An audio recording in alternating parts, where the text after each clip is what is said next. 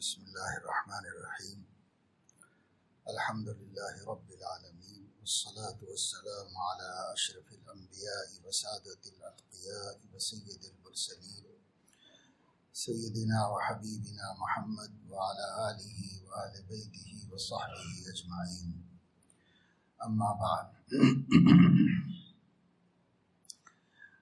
قال اللہ تبارک وتعالی یا ایہا الذین آمنوا اتقوا اللہ وابتغوا الیہ الوسیلۃ وجاہدوا فی سبیلہ لعلکم تفلحون صدق اللہ العظیم قال النبی صلی اللہ علیہ وسلم علیک بالتقوی فإنہ ازین لأمرک کلہ او کما قال علیہ الصلاۃ والسلام۔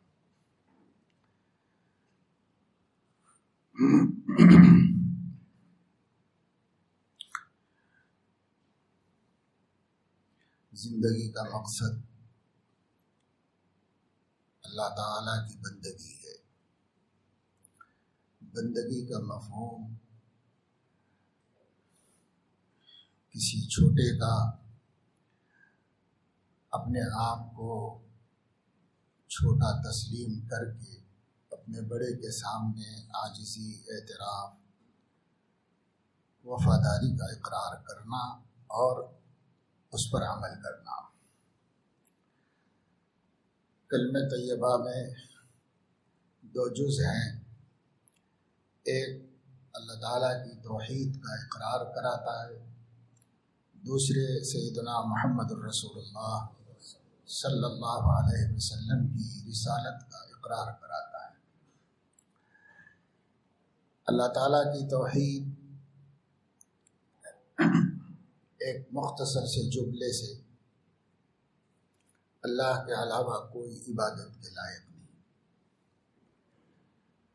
قرآن کریم میں بھی اس کا حکم دیا گیا، بلکہ اس کی تعلیم دی گئی۔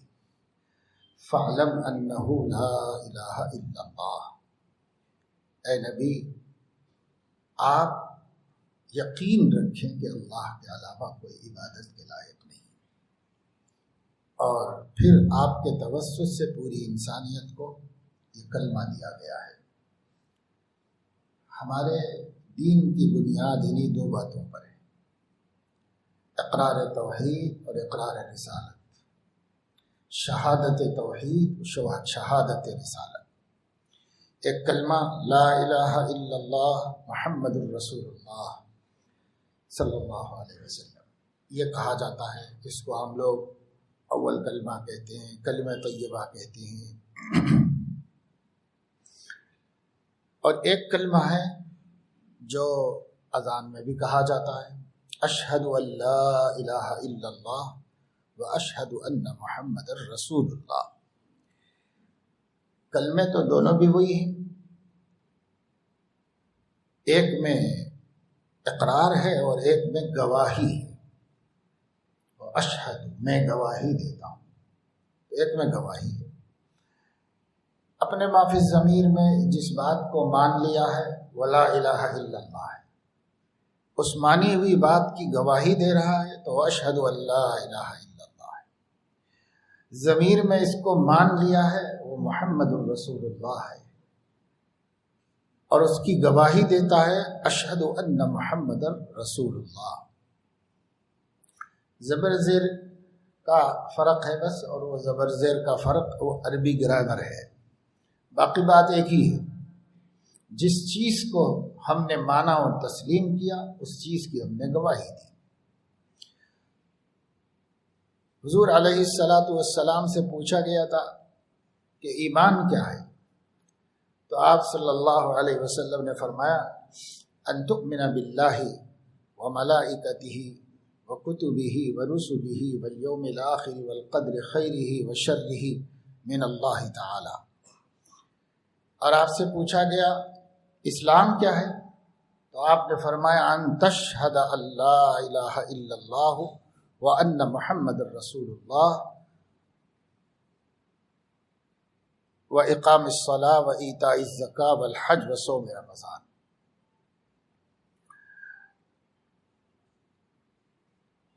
علماء اس لیے فرماتے ہیں کہ شہادتین وہ ارکان اسلام میں سے وہ عمل ہے. شہادتین دونوں باتوں کی گواہی دینا وہ عمل ہے. اس لیے اعمال میں حضور علیہ السلام نے بیان کیا. ایمان پوچھا گیا تو ان تؤمن باللہ و ملائکتہ 7 باتیں بتائیں جس کو ہم ایمان مفصل کہتے ہیں. اور اسلام پوچھا گیا تو شہادتین کو پہلے بیان کیا، پھر نماز، پھر روزہ، زکوٰۃ، حج، یہ 5 بنائے. عام طور سے ہم سمجھتے ہیں کہ عمل وہ 4 ہی ہیں. عمل 5 حضور علیہ السلام نے بتائے. شہادت دینا یہ ذمہ داری ہے اور یہ ہمارے عمل میں داخل ہے کہ ہم گواہی دیں اور ہم شہادت دیں کہ اللہ ایک ہے اور سیدنا محمد الرسول اللہ صلی اللہ علیہ وسلم اس کے رسول ہیں. تو خدا تعالی کی توحید پہ قائم رہنا، کوئی کام ایسا نہ کرنا جس میں شرک کی خوشبو بھی آتی ہو، ہر شرک سے دور رہنا. اس لیے جو 5 کلمے پہلے زمانے میں قاعدے کے اخیر میں لکھے ہوتے تھے وہ یاد کرائے جاتے تھے، تو اس کا نام پتہ نہیں کس نے رکھا اور کیا ہے، لیکن ایک کلمہ 5واں ہوتا تھا، اس کا نام ہوتا تھا رد کفر. وہ بچوں کو سمجھانے کے واسطے، یاد دلانے کے واسطے، اقرار اور اس کے ساتھ ساتھ کبھی کبھی اس کی خلاف ورزی تو نہیں ہو گئی اس لیے اس کا رد بھی کرتا رہے. کفر کا رد بھی کرو، شرک کا رد بھی کرو، تو اس کا رد تو اس میں کہا گیا ہے اللہم انی اعوذ بک من ان اشرک بک شیئا وانا اعلم بہ واستغفرک لما لا اعلم بہ. حدیث میں بھی دعا ہے اے اللہ میں آپ سے آپ کی پناہ چاہتا ہوں اس بات سے کہ کہیں میں جان بوجھ کر شرک نہ کر بیٹھوں. من ان اشرک بک شیئا وانا اعلم، جانتے بوجھتے قصدن کوئی شرک نہ کر بیٹھوں میں. اور واستغفرک لما لا اعلم بہ، انجانے میں بھی کہیں مجھ سے کوئی شرک ہو جائے، ایسا کام ہو جائے تو اس سے بھی استغفار کرتا ہوں، اس لیے کہ انجانے کی بات ذہن میں رہتی نہیں، یاد رہتی نہیں، دھیان جاتا نہیں، تو اس کو بھی شامل کر لیا. کیونکہ شرک کہیں پکڑا جائے گا تو پھر لٹیا ڈوب ہی جائے گی. اس لیے شرک سے ڈر بٹھایا، شرک کا خوف بٹھایا، کسی طرح کا شرک نہ ہونے پائے. توحید خالص، اور توحید خالص حاصل ہوتی ہے معرفت کامل سے. پہچانو اللہ کو کہ اللہ کون ہے، جانو اللہ کو، جانیں گے پہچانیں گے، یہ معرفت کامل ہے. معرفت کامل سے توحید خالص پیدا ہو. اللہ کے علاوہ کوئی عبادت کے لائق نہیں. عبادت تو ہم سمجھتے نماز کسی اور کی نہ پڑھی جائے، روزہ نہ رکھا جائے کسی اور کا، اور چونکہ ذہن میں نماز روزہ ہی ہے تو نماز روزہ غیر اللہ کے لیے نہ کیا جائے، تو ہم سمجھتے یہ توحید ہو گئی ختم. یہاں نہیں، زندگی کی کوئی حرکت و سکون غیر اللہ کے لیے نہ کیا جائے، یہ عبادت ہے. عبادت کے لائق کوئی نہیں اللہ کے علاوہ، اللہ کے علاوہ کوئی عبادت کے لائق نہیں. عبادت ہم نے سمجھا نماز، نماز غیر اللہ کے لیے نہ پڑھی جائے، نماز صرف اللہ کے لیے پڑھی جائے. جی نہیں، عبادت زندگی کے ہر حرکت و سکون ہوگا. آپ جو کریں وہ بندگی ہونی چاہیے، اس میں توحید ہونی چاہیے. غیر اللہ کا کیا عمل دخل؟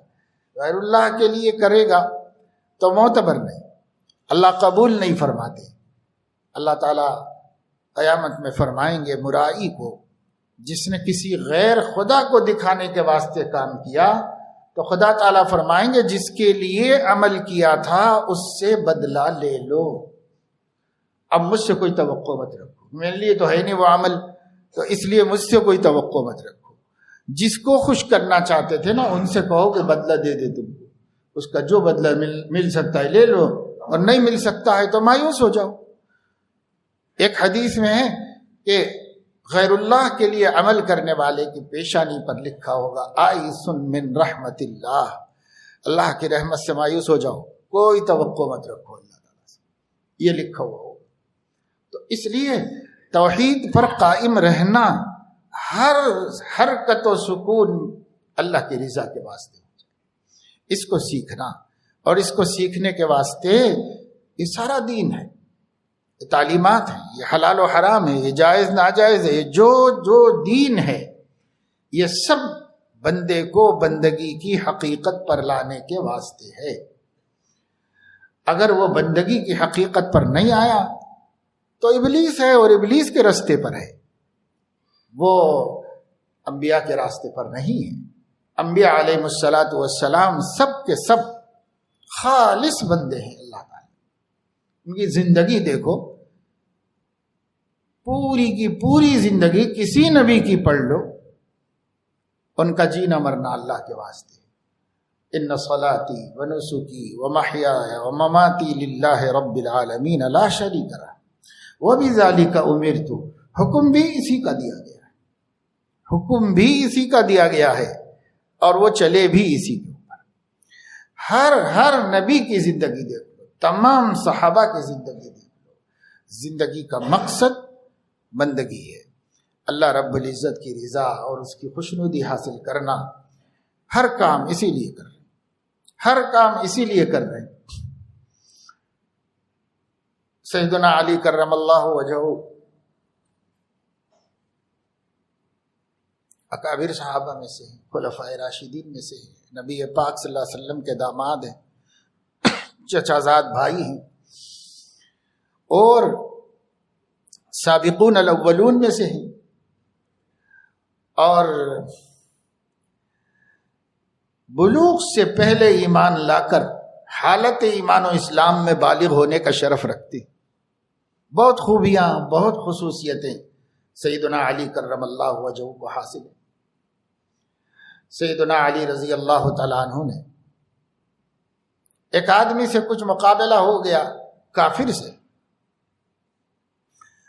تو اس کی گستاخی کو برداشت نہیں کیا، اس کے مقابلے میں بھیڑ گئے، طاقتور تھے، فاتح خیبر تھے، اس کو پٹک دیا اور اس کے اوپر چڑھ کے بیٹھے، نیام میں سے تلوار نکال دی، تلوار اس کے کیس میں سے نکال لی، اور نکالنے کے بعد غصے میں بفرا ہوا آدمی کو اگلا کیا کام باقی رہتا ہے کہ بس اس کی گردن پہ چلا دے۔ جب اس نے دیکھا کہ اب بچنے کی کوئی صورت نہیں ہے اور جس سے دشمنی ہے وہ خوش ہو جائے گا اور میں تو زندگی سے بھی محروم ہو جاؤں گا، تو اپنے غصے کو نکالنے کی ایک صورت سمجھ میں آئی، اس نے حضرت علی کے چہرے پہ تھوک دیا کہ مرتا کیا نہ کرتا، کچھ تو کر لو اپنا غصہ نکالنے کے واسطے، تو اتنا ہی کر لیا کہ مار تو نہیں سکتا تھا، تھوک دیا ان کو۔ تو سیدنا علی کرم اللہ وجہہ نے اسے چھوڑ دیا، اپنی تلوار نیام میں رکھ لی، اٹھ کے کھڑے ہو گئے۔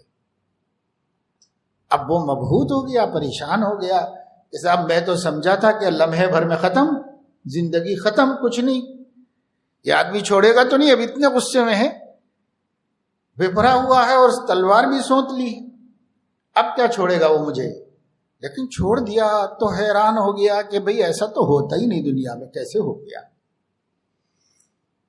اب ہانپتا کانپتا کھڑا ہوا تھا، ادب سے اس نے ہاتھ جوڑے کہا حضرت میرے تھوک دینے کے بعد تو آپ کا غصہ اور بڑھ جانا چاہیے تھا، 2 لمحہ تاخیر سے مارتے اسی وقت مار دینا چاہیے تھا۔ تو فرمایا نہیں، اصل میں بات یہ ہے کہ جب تک تیری میری لڑائی چل رہی تھی، تیرے تھوکنے سے پہلے تک وہ صرف اللہ کی رضا اور ان کی عظمت کو ملحوظ رکھ کر کے میں جنگ کر رہا تھا تیرے ساتھ، تجھے مارتا بھی تو اس کی رضا کے لیے مارتا اور خوشی کے لیے، میرے نفس کا اس میں کوئی دخل نہیں تھا۔ لیکن جب تجھ نے میرے اوپر تھوک دیا تو اب میرے نفس نے کہا کہ اس کو تو چھوڑنا نہیں، پر میرا عمل مشرکانہ ہو گیا، غیر اللہ کے لیے ہو گیا، ابھی تک اللہ کے لیے تھا، اب نفس کی خوشنودی بھی شامل ہو، اب کہاں یہ عمل اللہ کے لیے رہا، اور جب وہاں قبول نہیں ہوگا تو کر کے بھی کیا فائدہ ہے، لہذا میں نے تجھے چھوڑ دیا۔ ہمارا عمل تو اس لیے کیا جاتا ہے کہ وہاں قبول ہو، اور جب نفس کی شمولیت ہو گئی تو وہاں مردود ہو گیا، یہ کر کے بھی کیا فائدہ ہے، اس کا اس سے کچھ ملنے والا نہیں، تیری جان جائے گی، مجھے کچھ نہیں ملے گا، چھوڑ دیا میں نے۔ اس کی سمجھ میں بات آئی کہ اوہو یہ بندے ہیں جو کسی کی خوشنودی کے لیے جیتے ہیں، اور اتنا قابو پا گئے ہیں اپنے آپ پر کہ غصے میں بھپرے ہوئے ہیں، تلوار سونتی ہوئی ہے، اس وقت بھی رک سکتا ہے اگر معاملہ بندگی کا مشتبہ ہو جاتا ہے، اب بھی رک سکتا ہے۔ کوئی نہیں سمجھتا دنیا میں کہ کیا اس وقت بھی قابو ہو سکتا ہے اپنے نفس کے تقاضے پر، لیکن ہو سکتا ہے ایمان والوں کا ہو سکتا ہے۔ ایسی تربیت کی تھی حضور علیہ السلام نے، ذرا شک ہو گیا، کسی درجے میں شبہ ہو گیا کہ یہ اب اللہ کے لیے نہیں رہا تو کام ہی کیا ہے، اس سے ملنے والا ہی کیا ہے۔ اس لیے وہی کام کرتے تھے، اسی طرح کرتے تھے کہ حیز قبولیت میں اترے، یعنی حق تعالی شانہ کو پسند آ جائے، اللہ کو پسند آ جائے۔ ان کو نہ پسند آئے تو کسی عمل کی قیمت نہیں ہے، کروڑوں کروڑ 10 کروڑ کی مسجد بنا دو، اللہ کو نہیں قبول ہے تو فائدہ کیا ہوا؟ ایک کوڑی کا بھی کام نہیں آئے گی، ایک کوڑی بھی کام نہیں آئے گی۔ اور ایک آدمی نے اللہ کو خوش کرنے کے لیے 5 روپے 10 روپے مسجد میں دے دیے تھے، اس سے نجات ہو سکتی ہے، مغفرت ہو سکتی ہے۔ لیکن ایک آدمی نے لوگوں کو دکھانے کے لیے 5 کروڑ 10 کروڑ خرچ کر دیے، لیکن اللہ کے ہاں کوڑی بھر کا وزن نہیں، وہ عمل کی ترازو میں رکھے جانے کے قابل ہی نہیں، کوئی وزن نہیں اس کا۔ تو اخلاص ہے توحید کے ساتھ، ہمارا ہر عمل اللہ کی رضا کے لیے ہو جائے۔ قرآن جگہ جگہ کہتا ہے اتقوا اللہ اتقوا اللہ اتقوا اللہ، تو کاہے کے لیے کہتا ہے؟ کیا مطلب ہے اتقوا اللہ؟ ایک جگہ نہیں، 2 جگہ نہیں، سینکڑوں جگہ اللہ نے تقوی کا حکم دیا ہے، اور نبی پاک صلی اللہ علیہ وسلم نے حکم دیا ہے اس کا۔ پھر وہ تقوی ہے کیا چیز؟ وہ تقوی ہے ڈرتے رہنا اس بات سے کہ کہیں توحید متاثر نہ ہو جائے، کہیں توحید میں جراثیم شرک داخل نہ ہو جائیں، اس سے ڈرتے رہنا، خوف زدہ رہنا، نظر رکھے ہوئے رہنا، یہ تقوی ہے۔ نظر رکھو ہر عمل میں۔ کتنی دفعے ہمارے عملوں کا مقصد ہی نفس کو خوش کرنا ہے۔ تقریر کر رہا ہوں، نفس خوش ہو جائے، یہ مجمع بیٹھا ہوا ہے، یہ مجمع خوش ہو جائے، تو کیا ملا؟ کچھ بھی نہیں ملا، تھوڑی دیر کی بکواس، اور اللہ کے ہاں کچھ نہیں ملا، کوئی عمل ہی نہیں، عمل میں ہی شمار نہیں، جب تک کہ یہ مقصد نہ ہو کہ اللہ راضی ہو جائے اس عمل سے، اور کچھ بھی نہیں چاہیے، اللہ راضی ہو جائے، جو ثمرات ہیں خود بخود ملیں گے۔ ثمرہ یہ ہے کہ بھائی دین کا مذاکرہ کرو تو نفع ہوتا ہے، کرنے والے کو بھی سننے والے کو بھی، یہ ثمرہ تو خود بخود مل جائے گا۔ ہماری نیت کیا ہونی چاہیے، مقصد کیا ہونا چاہیے، آپ کی نیت کیا ہونی چاہیے، ہماری نیت کیا ہونی چاہیے، یہ نیتوں کا بنانے کی محنت، ورنہ کتنے عمل رائے گا ہو رہے ہیں، کتنے عمل رائے گا کر رہے ہیں، کتنی محنت کر کے، ٹھنڈ ہے، سردی ہے، اتنی سردی میں گئے نماز پڑھنے کے لیے مسجد، اور مقصود اللہ کا رضا نہیں تھا، تو مشقت بھی ہوئی، ملا بھی کچھ نہیں۔ مقصود اللہ کی رضا، اللہ راضی ہو جائے، اللہ راضی ہو جائے، اور کوئی مقصد نہیں۔ اب کوئی آدمی عادت بنے، عادتاً اٹھ گیا، عادتاً چلا گیا، عادتاً نماز پڑھ لی، کچھ بھی نہیں ہے، بیکار محنت ہے، کچھ بھی نہیں ہے، وہ عادتاً نہیں، نیت اللہ راضی ہو جائے، اللہ کا حکم ہے اس لیے پڑھ رہے ہیں۔ بعض دفعہ نیت وہ انسان کے اندر ہوتی ہے مگر نظر نہیں آتی، تو یہ مطلب نہیں ہے کہ بھئی کوئی آدمی مسجد گیا، نماز پڑھا، اور گھر سے نکلتے وقت یہ نہیں سوچا کہ میں اللہ کے لیے جا رہا ہوں، تو تو وہ نمازیں ہوگی، ایسا نہیں ہے، بلکہ ہمارا عقیدہ خود یہ ہمیں اٹھایا ہے، ہمارا عقیدہ خود چلا رہا ہے، تو اس وجہ سے وہ عمل بھی عمل بنتا ہے۔ لیکن کوئی ایسی نیت آ جائے جس میں غیر اللہ کی شمولیت ہو جائے تو پھر یہ نیت بیکار ہے۔ تو دو چیزیں ہیں، ایک یہ کہ بے نیت بھی مت کرو، ثواب ملے گا، کیونکہ حدیث پاک میں ہے کہ ایک آدمی گھر سے نکلا وضو بنا کر کے اور مسجد کی طرف گیا اور نیت اور مقصد سوائے مسجد جا کر نماز پڑھنے کے وہ کچھ بھی نہیں ہے، تو اس کو ہر قدم پر اجر ملتا ہے۔ ہر کسی کو نہیں ملتا، جو اسی نیت سے جا رہا ہے اس کو ملتا ہے۔ جا رہے ہیں تو سب، لیکن یہ نیت بھی ہو، ایماناً و احتساباً، دھیان رہے کسی کی بندگی کر رہا ہوں، کوئی میرا آقا ہے، کوئی میرا مولا ہے، اس کی میں بندگی کر رہا ہوں، اس کے لیے دھیان کے ساتھ عمل کرے۔ تو کتنے اعمال ہم کر رہے ہیں جس میں ایک قاری صاحب کہنے لگے، ایک پروگرام میں انہوں نے قرأت پڑھی، اس کے بعد میرے بازو آ کے بیٹھے تو پھر کہنے لگے کہ مولانا قرأت پڑھتے ہیں ہم جلسوں میں، بہت کوشش کرتا ہوں مگر بس دھیان میں یہی آتا ہے کہ مجمع خوش ہو جائے، لوگ خوش ہو جائیں، لوگ تعریف کریں، بس یہی آتا ہے، یہ بن نہیں پاتا دھیان کہ اللہ خوش ہو جائیں، اللہ کو اچھا لگے، اللہ تعالیٰ تعریف کرے، یہ بن نہیں پاتا میرا۔ میں نے کہا اللہ کا شکر ادا کرو کہ یہ دھیان تو ہو رہا ہے، کہ ایسا کیوں ہو رہا ہے، یہ اللہ کا شکر ادا کرو۔ اور یہ دکھ ہونا یا احساس ہونا اس بات کی علامت ہے کہ آپ اللہ ہی کے لیے کرنا چاہ رہے ہیں، مگر نفس آپ سے مزاحمت کر رہا ہے، مقابلہ کر رہا ہے، اس کو تازہ کر رہا ہے، اس کو تازہ کر رہا ہے۔ تو اتنا کر لیجئے کہ جب پڑھنے بیٹھیے تو بیٹھنے سے پہلے ذرا استحضار کر لو، تھوڑا آنکھ بند کرو، 2 منٹ رک جاؤ اور تھوڑا سا استحضار کر لو کہ میں یہ جو پڑھ رہا ہوں صرف اللہ کی رضا کے لیے پڑھ رہا ہوں، مخلوق کو اچھا لگے برا لگے مجھے اس سے کوئی مطلب نہیں۔ اس کے بعد شروع کیجئے، اب اس کے بعد کتنے وسوسے آنے دیجئے، کتنے خیالات آنے دیجئے، انشاءاللہ وہ پڑھنا اللہ ہی کے لیے ہوگا اور اللہ تعالیٰ اس کو قبول فرما لے گا۔ مگر پہلے کر لو، تھوڑا سا اہتمام کرو، نماز پڑھنے سے پہلے ذرا رکو۔ جماعت کی نماز میں حکم تو یہ ہے کہ امام کی تکبیر کے ساتھ مقتدی کو تکبیر کہہ لینا چاہیے، ساتھ ساتھ ہو جانا چاہیے تکبیر، ٹھیک ہے۔ بعض لوگ بیچارے نہیں معلوم ہے، ناواقف ہیں، وہ اپنی نیت بنانے میں بہت پیچھے ہو جاتے ہیں اور امام آگے ہو جاتا ہے، کافی دیر کے بعد وہ تحریمہ کہتے ہیں، تکبیر تحریمہ کافی دیر کے بعد کہتے ہیں، اور اس وقت تک استحضار کرنے میں لگ جاتا ہے ان کو، تو وہ بھی منع ہے۔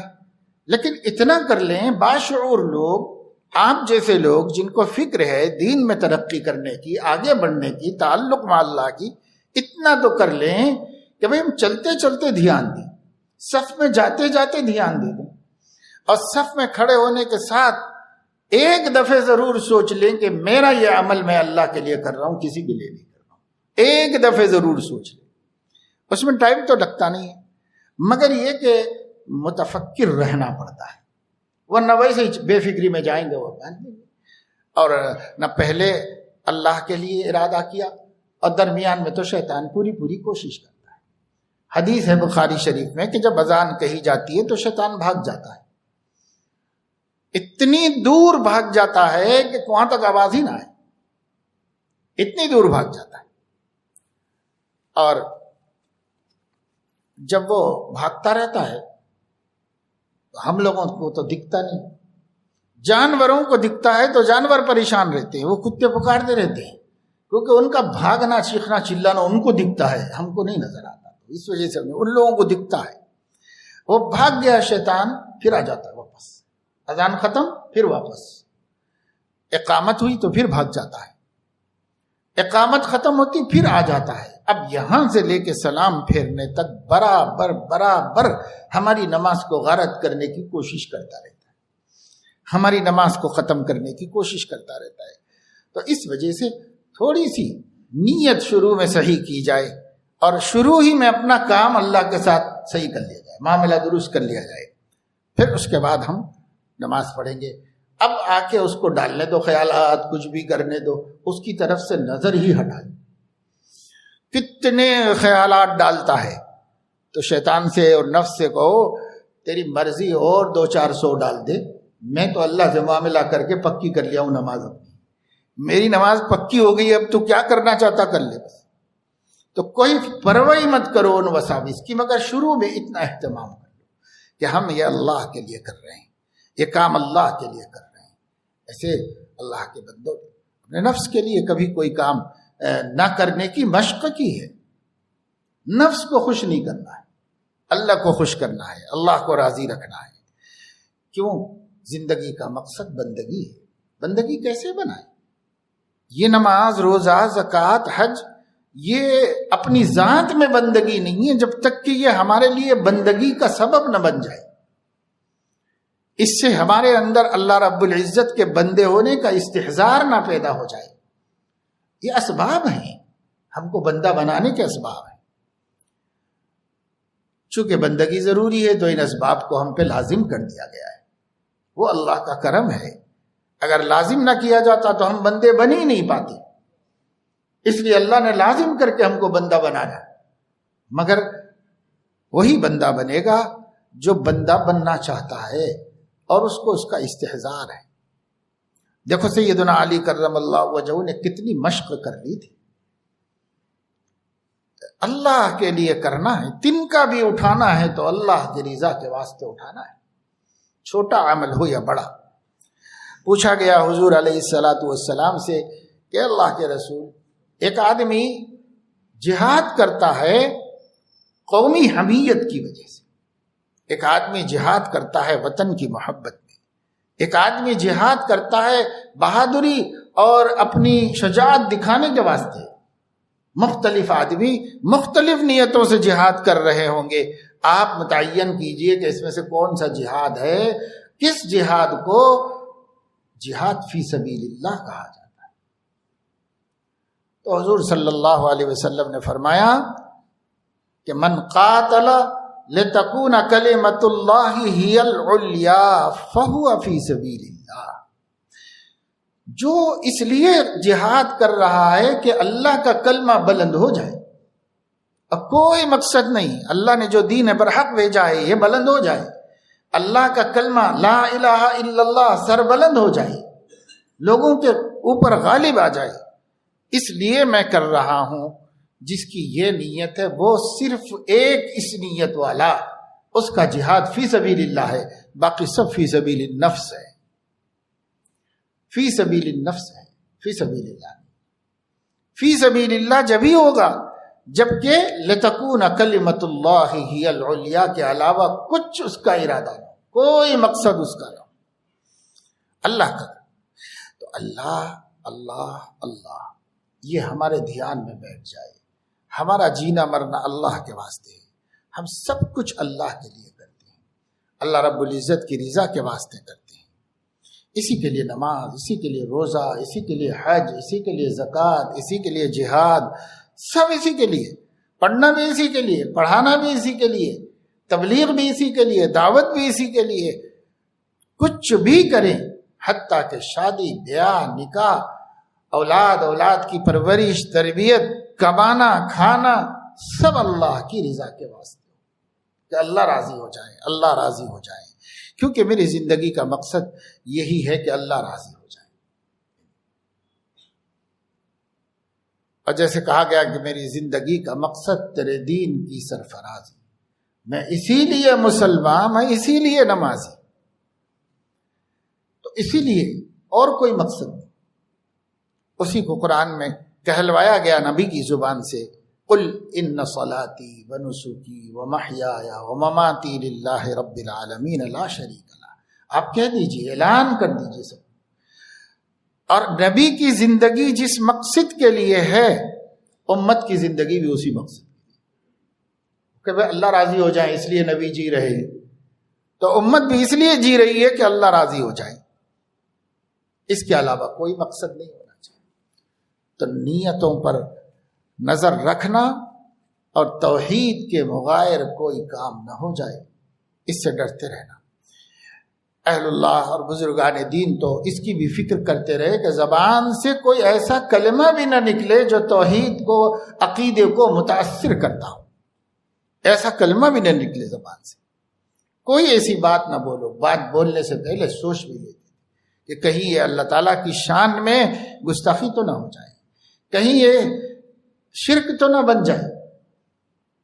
حدیث میں ہے، بخاری مسلم وغیرہ تقریباً حدیث کی کتابوں میں، کہ اللہ کے نبی صلی اللہ علیہ وسلم جب حدیبیہ میں تھے، اس رات بارش ہو گئی تھی، تو صبح کو حضور علیہ الصلاۃ والسلام نے صحابہ کرام سے فرمایا، جانتے ہو اللہ تعالیٰ نے رات میں کیا فرمایا؟ تو ان لوگوں نے کہا اللہ و رسولہ عالم۔ تو فرمایا اللہ تعالیٰ نے یہ فرمایا کہ میں نے بارش برسائی، کچھ بندے میرے مومن بنے اور کچھ بندے میرے کافر بنے، مؤمن بھی و کافر بھی، کچھ بندے میرے مومن بن گئے اور کچھ بندے کافر بن گئے۔ بارش ہوئی، بارش کا سبب بن گئی کسی کے کافر بننے کا، کسی کے مومن بننے۔ اور اللہ تعالیٰ نے اس کی صراحت کی حضور علیہ الصلاۃ والسلام سے کہ جب بارش ملی تو کچھ بندوں نے کہا اللہ نے اپنے فضل سے بارش برسائی ہے، ان لوگوں نے میرے اوپر ایمان لایا، یہ مومن بندے۔ بعد لوگوں نے کہا کہ بارش بنوع قضا، فلاں ستاروں کے ٹکرانے سے اور ایسا ہونے سے اور ویسا ہونے سے بارش ہوئی۔ تو فرمایا یہ کافر بھی، یہ شخص میرا کافر ہو گیا، میرا منکر ہو گیا۔ تو اتنا باریکی کے ساتھ سکھایا گیا اسلام، اور یہ حدیث بخاری میں بھی ہے اور دوسری کتابوں میں بھی ہے کہ حدیبیہ میں حضور صلی اللہ علیہ وسلم نے صحابہ سے صاف صاف صبح میں کہا، جانتے ہو کیا کہا اللہ نے رات میں؟ اللہ نے یہ کہا رات میں کہ میں نے بارش برسائی تھی، اس بارش کو لے کے کچھ لوگ کافر بن گئے، کچھ لوگ مومن بن گئے۔ تو یہ نہیں، آدمی کے ذہن میں یہ بات ہونی چاہیے کہ ہر چیز اللہ کی قبضہ قدرت میں ہے، ان کے فیصلوں سے ہوتا ہے، ان کے حکم سے ہوتا ہے۔ دھیان ادھر ہی جانا چاہیے مومن کا۔ کچھ چیزیں ہوتی ہیں تدابیر کے درجے میں، آج کل کے زمانے میں مختلف قسم کی باتیں آتی ہیں، تو ایسی ٹیکنالوجی بن گئی ہے، لوگ کہتے ہیں کہ صاحب ہوائیں اتنی تیز ہیں، ہوا کا دباؤ اتنا ہے، بارش ہو سکتی ہے، فلاں تاریخ کو برس سکتی ہے، برسے گی، کرے گی، وہ کرے گی، خبریں آتی رہتی ہیں۔ وہ خبریں اپنی جگہ پر، ہمیں اس سے کوئی لینا دینا نہیں، اس سے جو احتیاط کر سکتے ہیں کریں، اس کی وجہ سے جو فائدہ اٹھا سکتے ہیں اٹھائیں۔ مثال کے طور پر کوئی سفر ہے، نہیں کرنا بھائی، کہیں بارش کی وجہ سے پریشانی نہ ہو جائے تو سفر نہ کرے۔ کیوں نہیں کر رہا ہے؟ صرف ایک خبر کی وجہ سے کہ اب بارش ہونے کا امکان ہے، تو اس سے نہیں کافر ہو جائے گا۔ اعتقاد کے درجے میں یہ بات بیٹھ جائے کہ یہ بس صحیح ہے، یہ صحیح ہے، اگر یہ عقیدے کے درجے میں بیٹھ جائے تو آج بہت سے جاہلوں کے عقیدے ایسے ہو گئے، عورتوں کے خاص طور سے۔ پڑھے لکھے نہیں ہیں، کچھ پڑھے لکھے ہوتے ہیں تو سوجھ بوجھ ہوتی ہے، بہت سی عورتیں بے پڑھی لکھی ہیں، دیہات میں رہنے والیاں ہیں، ان کے ہاں کلچر ہی نہیں ہے پڑھنے پڑھانے کا، بس یوں ہی جو بڑوں سے سنتی ہوئی باتیں آ رہے ہیں وہی اعتقادات ہیں، وہی خیالات ہیں۔ ان کے عقیدے درست کرنا ہے، ان کے خیالات کو توحید پر لانا ہے، نہیں تو ناواقفیت عذر نہیں ہے اللہ تعالیٰ کے پاس۔ علم حاصل کرنا تو فرض ہے نا، عقیدہ درست ہو جائے اتنا علم تو فرض ہے، نماز صحیح ہو جائے اتنا علم تو فرض ہے، تو یہ کیا عذر ہے کہ نہیں پتا ہے؟ ہاں وہ یہ کہہ سکتے ہیں کہ پاک پروردگار ہم ایسی جگہ پہ رہتے تھے جہاں کوئی تیرا دین پہنچانے والا نہیں تھا اور کوئی آ کے بھی نہیں پہنچاتا تھا، تب ہو سکتا ہے کہ اس بستی کے قرب و جوار میں رہنے والے باشعور مسلمانوں سے بھی اللہ مؤاخذہ فرمائے گا، بہت دور رہنے والوں سے تو نہیں کرے گا۔ کیونکہ جہاد کے بارے میں جو فقہا نے فرمایا کہ اگر کسی علاقے میں جہاد ہو رہا ہے اور ان لوگوں کو نصرت کی ضرورت ہے تو پہلے فرض ہوگی نصرت ان کے پڑوس والوں پر، پھر اس کے بعد اس کے آگے والوں پر، پھر اس کے آگے والوں پر، پھر اس کے آگے والوں پر۔ تو اگر کسی بستی میں اس قدر مشرکانہ ذہنیت کے ساتھ مسلمان جی رہے ہیں تو اس کے قرب و جوار میں رہنے والے علماء اور اس کے قرب و جوار میں رہنے والے مدرسے اور اس کے قرب و جوار میں رہنے والے باشعور مسلمان یہ جواب دیں اللہ کے پاس، کیوں وہاں تک نہیں گئے؟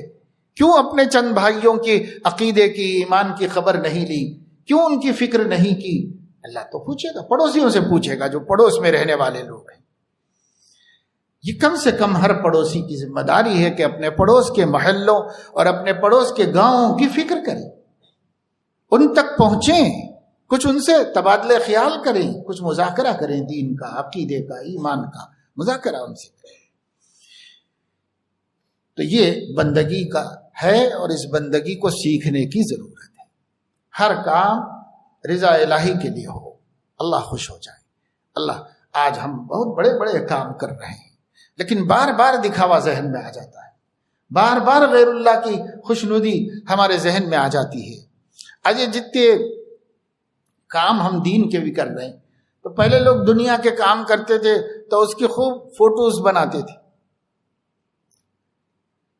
کیونکہ ان کو کرنا ہی تھا دکھاوے کے واسطے۔ اب ہم دین کے کام کر رہے ہیں، اس کا بھی یہی ہے سب قصہ، کہ اس کو بھی اسی میں لا کے شیطان نے الجھا دیا کہ صاحب کیسے لوگوں کو پتہ چلے، کیسے لوگوں کو پتہ چلے؟ بس کیا لوگوں ہی کے لیے جینا ہے ہم کو، یا اللہ تعالیٰ کے لیے جینا ہے؟ اللہ تبارک و تعالیٰ شانہ کے لیے جینا ہے۔ اب ذریعہ تبلیغ کے طور پر بعض علماء استعمال کرتے ہیں، اس میں ان کو جتنے مخلص علماء ہیں ان کی اپنی مرضی کا دخل ہی نہیں، اس کے ان کی اپنی اس میں کوئی خوشی نہیں، لیکن اس لیے تحمل کر رہے ہیں کہ بھئی یہ ذریعہ بن جا رہا ہے دوسروں تک دین پہنچنے کا، اس لیے اس کو برداشت کر لے رہے ہیں، گوارا کر لے رہے ہیں۔ لیکن ہمارے اندر خود ہو کہ صاحب یہ بنایا جائے اور اس کو خوب چلایا جائے اور ہماری تقریر کی شہرت ہو جائے اور لوگ ہم سے واقف ہوں اور دور دور تک باتیں پہنچی ہیں، ہمارا تعارف ہو جائے، ہم کیا ملے گا اللہ کے پاس؟ کچھ نہیں ملے گا۔ حدیث پاک میں ہے، مسلم شریف میں ہے کہ جہنم میں ایک آدمی کا واویلا سن کر کے، واویلا سمجھتے نا، وہ سخت تکلیف سے جزع و فضا کر رہا ہے، آہ بکا کر رہا ہے، کیل کنار رہا ہے، تو جہنمی ایک شخص کی اس کیفیت کو دیکھ کر اپنے عذاب کو بھول کر اس کے پاس آ جائیں گے اور سب بھیڑ لگ جائے گی۔ اللہ اکبر، یہ کیا تکلیف ہے؟ اس کی تکلیف دیکھنے بھیڑ لگ جائے گی، حالانکہ جہنم میں سب عذاب میں ہوں گے، کوئی راحت میں نہیں ہے، لیکن سب اپنا عذاب بھول کر اس بیچارے کی مصیبت دیکھنے کے لیے جمع ہو جائے گی۔ اور جب سب مجمع آئے گا، اس کے اکٹھے ہوگا، تو اس میں سے کوئی آدمی اسے غور سے دیکھے گا، غور سے دیکھ کے کہا، ارے مولانا صاحب، ارے آپ تو ہماری مسجد کے خطیب صاحب ہیں، یہ کیا ہو گیا؟ اب میں تو آپ کی نافرمانی کر کے جہنم میں آیا، آپ کیا کر کے جہنم میں آئے ہیں اور اتنی سخت عذاب میں؟ تو حضور علیہ الصلوۃ والسلام نے فرمایا، وہ کہے گا، ہاں میں تم لوگوں کو بتاتا تو تھا مگر خود نہیں کرتا، میں تم لوگوں کو منع تو کرتا تھا گناہوں سے مگر خود مبتلا رہتا تھا، اس لیے اللہ پاک نے مجھے اس عذاب میں ڈالا ہے۔ تو اس کیفیت بتائی اللہ کے نبی صلی اللہ علیہ وسلم نے، اس کی آنتیں شدت تکلیف سے باہر نکل آئی ہوں گی اور وہ آتم کا ڈھیر پڑا ہوا ہے، اس کے اطراف چکر لگا رہا ہے اور ہائے ہائے ہائے ہائے ہائے ہائے کر رہا ہے۔ کیوں بھائی؟ اللہ کے لیے کام کرتے تو یہ مصیبت نہ آتی، اللہ کے لیے کرتے تو یہ تکلیف نہ آتی، بلکہ اللہ اعلیٰ درجے کے مراتب میں پہنچاتا، اللہ تعالیٰ بڑے بڑے درجے عطا فرماتا، لیکن اللہ کے لیے نہیں ہے، اللہ کے لیے ہمارے یہ کام نہیں ہوتے۔ تو اس لیے بہت بہت سوچ سمجھ کر پھونک پھونک کے قدم رکھنے کی ضرورت ہے۔ بہت سے علماء آتے ہیں مجلس میں، ان سے بھی میں عرض کروں گا، جوانی میں نفس تعویلیں کر کے معصیتوں میں مبتلا کرتا ہے، نفس تعویلیں کر کر کے دکھاوے میں مبتلا کر دیتا ہے. اپنی محنتوں کو رائے گاہ ہونے سے بچاؤ، اپنی کوششوں کو، اپنے اعمال کو ضائع ہونے سے بچاؤ. نفس بہت خطرناک ہے، اس لیے کوشش کریں ہم کہ بھئی ہر کام بس اللہ کی رضا کے لیے ہو جائے، اللہ خوش ہو جائے، اللہ خوش ہو جائے، اللہ خوش ہو جائے، اور کوئی مقصد نہیں. یہ توحید ہے، توحید کی حفاظت کرو. نہ کوئی راہ پا جائے، نہ کوئی غیر آ جائے. حریم دل کا احمد ہر دم پاس با رہنا، ہر وقت نگرانی. سیدنا شیخ عبد القادر جیلانی رحمہ اللہ فرمانے توحید کی شمشیر برہنہ لے کر اپنے قلب کی دروازے پر کھڑا رہے تاکہ کوئی غیر اللہ اس میں داخل نہ ہونے پائے. کسی اللہ کے غیر کو دل میں گھسنے مت دو، جگہ مت دو، اس میں آنے مت دو. مشق کرنی پڑتی ہے. کام کر رہے ہیں، کاموں کو رائے گاہ کر رہے ہیں، کام کر رہے ہیں، کاموں کو ضائع کر رہے ہیں. وَقَدِمْنَا إِلَى مَا عَمِلُوا مِنْ عَمَلٍ فَجَعَلْنَاهُ هَبَاءً مَنْثُورًا. پیش کریں گے ہم ان کے سامنے ان کے اعمال. اب پیش کرنے کے بعد جو پہاڑوں جیسے اعمال، بڑے بڑے کام، زندگی بھر 40 50 برس کے اعمال، ظاہر ہے کہ وہ قیامت میں حاضر ہوں گے تو وہ کتنا بڑا ڈھیر ہوں گے، وہ کتنی بڑی اس میں ہوں گے. پیش کریں گے پہلے ان کو، اللہ فرمانے اس کی شکل میں پیش کریں گے. وہ خوش ہو جائے گا، اتنے سارے اعمال بخشوانے آ گئے ہیں. لیکن پھر فرما رہے ہیں اللہ تعالیٰ فَجَعَلْنَاهُ هَبَاءً مَنْثُورًا. ریاکاری کی وجہ سے، دکھاوے کی وجہ سے، اغراض فاسدہ کی وجہ سے ہم اس کے ان عملوں کو گرد و غبار بنا دیں گے، گرد و غبار بنا دیں گے. ایسے ہوا میں جو مہین ذرات ہوتے ہیں، باریک باریک، نظر بھی نہیں آتی، دوربین سے نظر آتے ہیں.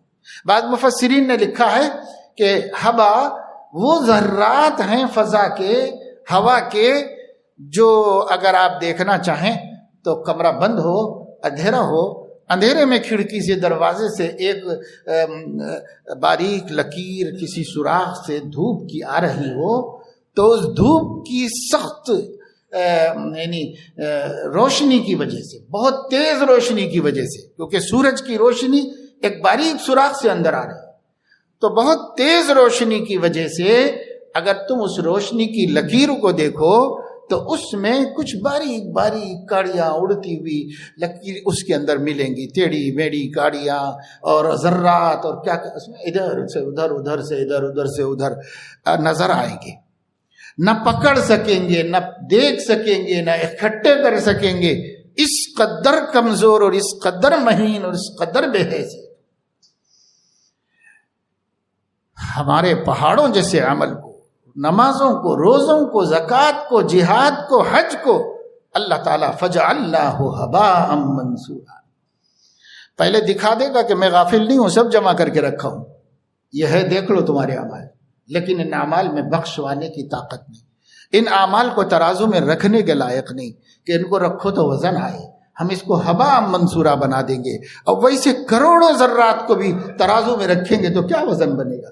کوئی وزن اس کا نہیں. اس لیے توحید کی حفاظت کرو. توحید میں یہ بھی ہے کہ ہر عمل کو خالصتاً لوجہ اللہ کرو. صحابہ کرام کے بارے میں قرآن کہتا ہے یبتغون رضوان اللہ ابتغاء وجہ اللہ یریدون وجہ اللہ. مختلف الفاظ میں اللہ نے فرمایا یہ بندے تو بس اللہ کے لیے کرتے ہیں، اللہ کے لیے، اللہ کے لیے، سب اللہ. ان کو کسی کو دکھانا نہیں ہے، نہ کسی سے تعریف لینا ہے، نہ کسی کو خوش کرنا ہے، بس اللہ ہمارے راضی ہو جائیں. اللہ ہم اس کے بندے ہیں، ہم اس کے مملوک ہیں، ہم اس کی مخلوق ہیں، ہم اس کے عبید ہیں. ہم اس کے سامنے جائیں گے تو وہ ہم سے خوشی کا اظہار کرتے. جیسے کہنے والے نے کہا ہے توحید تو یہ ہے کہ خدا خود حشر میں کہہ دے بندہ دو عالم سے خفا میرے لیے ہے. یعنی دنیا ناراض ہو گئی ہے مگر یہ بس میرے اکیلے کی رضا کی فکر میں رہتا. زندگی پوری مجھے خوش کرنے کے لیے گزار دی. کون کیا کہتا ہے، کون کیا سمجھتا ہے، اس سے اس کو کوئی غرض نہیں. میرے اللہ راضی ہوتے ہیں کہ ناراض، ایک ہی مقصود، یہ بندگی ہے، یہ عبدیت ہے. اس پر زندگی کو لانا ہے، محنتیں کرنا پڑے گا، کوششیں کرنا پڑے گا. ہر عبادت کو عبادت بنانے کے لیے خدا تعالیٰ کی رضا جوئی کے خدا کے پاس لاؤ، اللہ کی رضا کے اوپر لاؤ. ہر عبادت کو عبادت بناؤ، ورنہ میرے عزیزو زندگی بھر کی محنتیں ایک آن میں رائے گاہ ہو جائیں گی، اور جعلناہ ھباء منثورا کی خدا نہ خواستہ شکار ہو جائے گی. اب دوسری زندگی بھی نہیں کہ پھر تلافی کر سکیں، اب دوسری مہلت بھی نہیں کہ پھر کچھ کر کے لا سکیں. اس لیے نہیں کرو. جنید بغدادی رحمت اللہ علیہ سید الطائفہ ہیں، متفق علیہ مشائخ میں سے.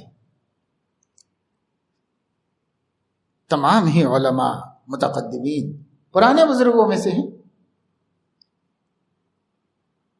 سب ان کو تسلیم کرتے ہیں. اور جو لوگ عام طور سے مشائخ کو زیادہ مانتے نہیں ہیں اور ان کی عظمتوں کے قائل نہیں کسی غلط فہمیوں کی وجہ سے، ان کے ہاں بھی حضرت جنید بغدادی کا احترام ہے.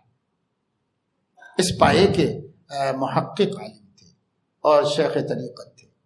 امام ابن تیمیہ رحمہ اللہ کے فتاوی میں میں نے جگہ جگہ دیکھا، حالانکہ فتاوی کا تعلق مشائخ کے اقوال سے کچھ نہیں ہوتا، لیکن فتاوی مختلف قسم کے آتے تھے.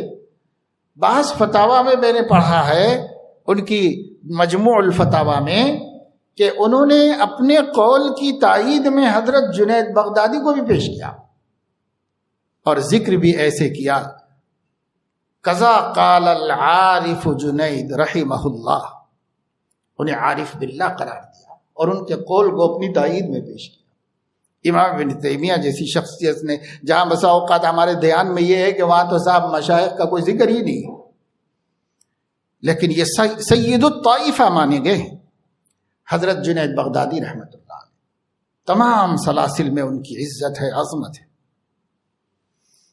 جنید بغدادی رحمہ اللہ ایک مرتبہ حج میں تھے تو کسی دکان پر ان کو ضروریات خریدنی تھی، تو اپنی ضروریات خریدنے کے لیے گئے.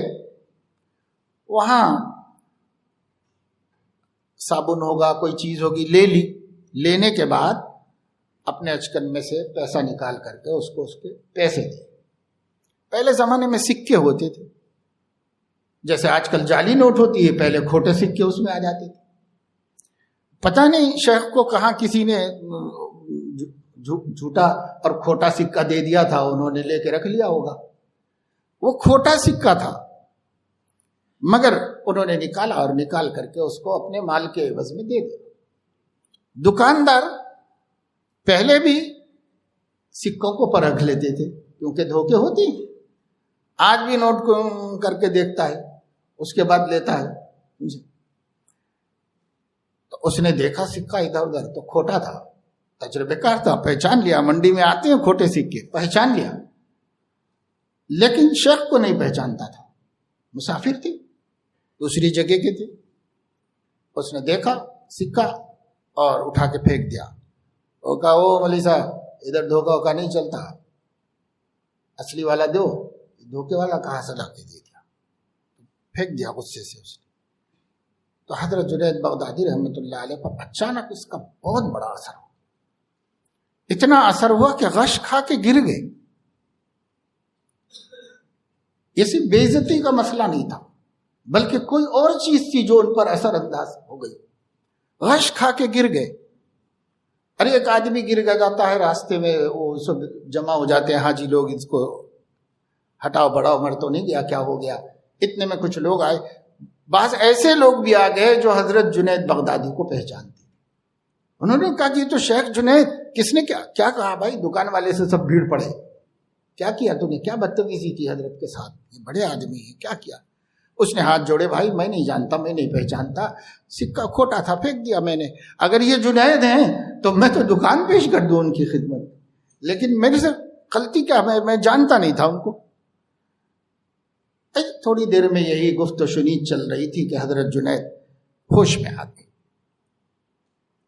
اور جب قابو میں آئے فاقہ ہوا تو فرمایا بھائی اسے کچھ مت کہو، بیچارے کی کوئی غلطی نہیں، کوئی کسی کو کچھ مت کہے، کوئی کسی نے کچھ نہیں کیا۔ بس جب اس دکاندار نے کھوٹا سکہ دیکھا اور اسے اٹھا کے پھینک دیا، گیا نہیں چلے گی دغا بازی دھوکے بازی، اصلی والا لائیے، تو میرا ذہن اچانک محشر کی طرف چلا گیا، اور میں نے یہ سوچا کہ ایک تجربہ کار تاجر کھوٹا سکہ اس ناقدری سے اٹھا کے پھینک دیتا ہے، اور اگر میرے اعمال کل قیامت میں کھوٹے ثابت ہو جائیں اور اللہ تعالیٰ اٹھا کے پھینک دے تو آج میں دوسرا پیسہ لا کر ضرورت پوری کر سکتا ہوں، لیکن قیامت میں دوسرے اعمال کہاں سے لاؤں کہ اللہ کے پاس اپنا مسئلہ حل کرا سکوں؟ میرا ذہن ادھر چلا گیا، تو اس کی وجہ سے دل پہ اثر ہوا، اس بیچارے کی کوئی غلطی نہیں، بلکہ اس کی وجہ سے مجھے ایک بات یاد آئی کہ اللہ کے ہاں نہیں چلے گا دھوکہ۔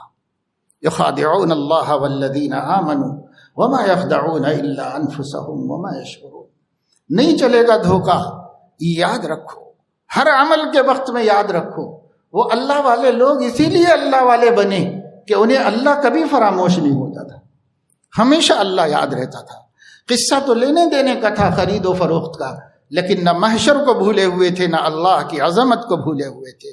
جب اعلان ہوگا لمن الملک اليوم للہ الواحد القہار، ایسے قہر و غلبے والے واحد کے سامنے زندگی چکانی ہے، حساب چکانا ہے زندگی کا۔ ہم کس غفلت میں پڑے ہوئے ہیں؟ یہ غفلت نہیں چلے گی، پچھتائیں گے، اور اس پچھتانے کا کوئی فائدہ نہیں، قیامت میں پچھتانے کا کوئی فائدہ نہیں۔ ایک ہی زندگی ہے، ایک ہی زندگی میں اللہ کو راضی کرنا ہے۔ ہم کہہ رہے ہیں بھائی شادی بار بار ہوتی ہے کیا؟ ایک مرتبہ کر لے، جیسا بھی جی چاہ رہا ہے کر لے۔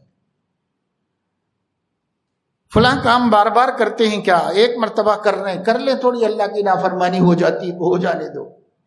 لیکن آپ اپنے نفس سے کہیے زندگی بھی بار بار نہیں ملتی ہے، اللہ کو خوش کرنے کا بھی یہی ایک چانس ہے، کر لو، نہیں کر سکو تو پھر کبھی نہیں کر سکو، اسی ایک زندگی میں کر سکتے ہیں تو کریں۔ یہ بات بار بار سوچنا، بار بار غور کرنا، اللہ کے لیے جینا ہے، اللہ کے لیے مرنا ہے، اللہ کے لیے نماز ہے، اللہ کے لیے روزہ ہے، اللہ کے لیے حج ہے، سب اللہ کے لیے، اور جس کا اللہ کے لیے نہیں ہے کچھ بھی نہیں۔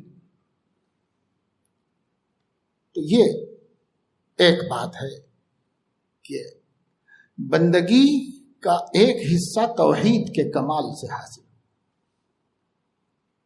دوسرا حصہ اتباع سنت کے کمال سے حاصل۔ محمد الرسول اللہ کہہ رہے ہیں محمد الرسول اللہ، محمد الرسول اللہ، کلمہ پڑھتے رہتے ہیں محمد الرسول اللہ، عصر کے بعد ذکر کیا لا الہ الا اللہ، تھوڑے تھوڑے وقفے کے بعد محمد الرسول اللہ صلی اللہ علیہ وسلم۔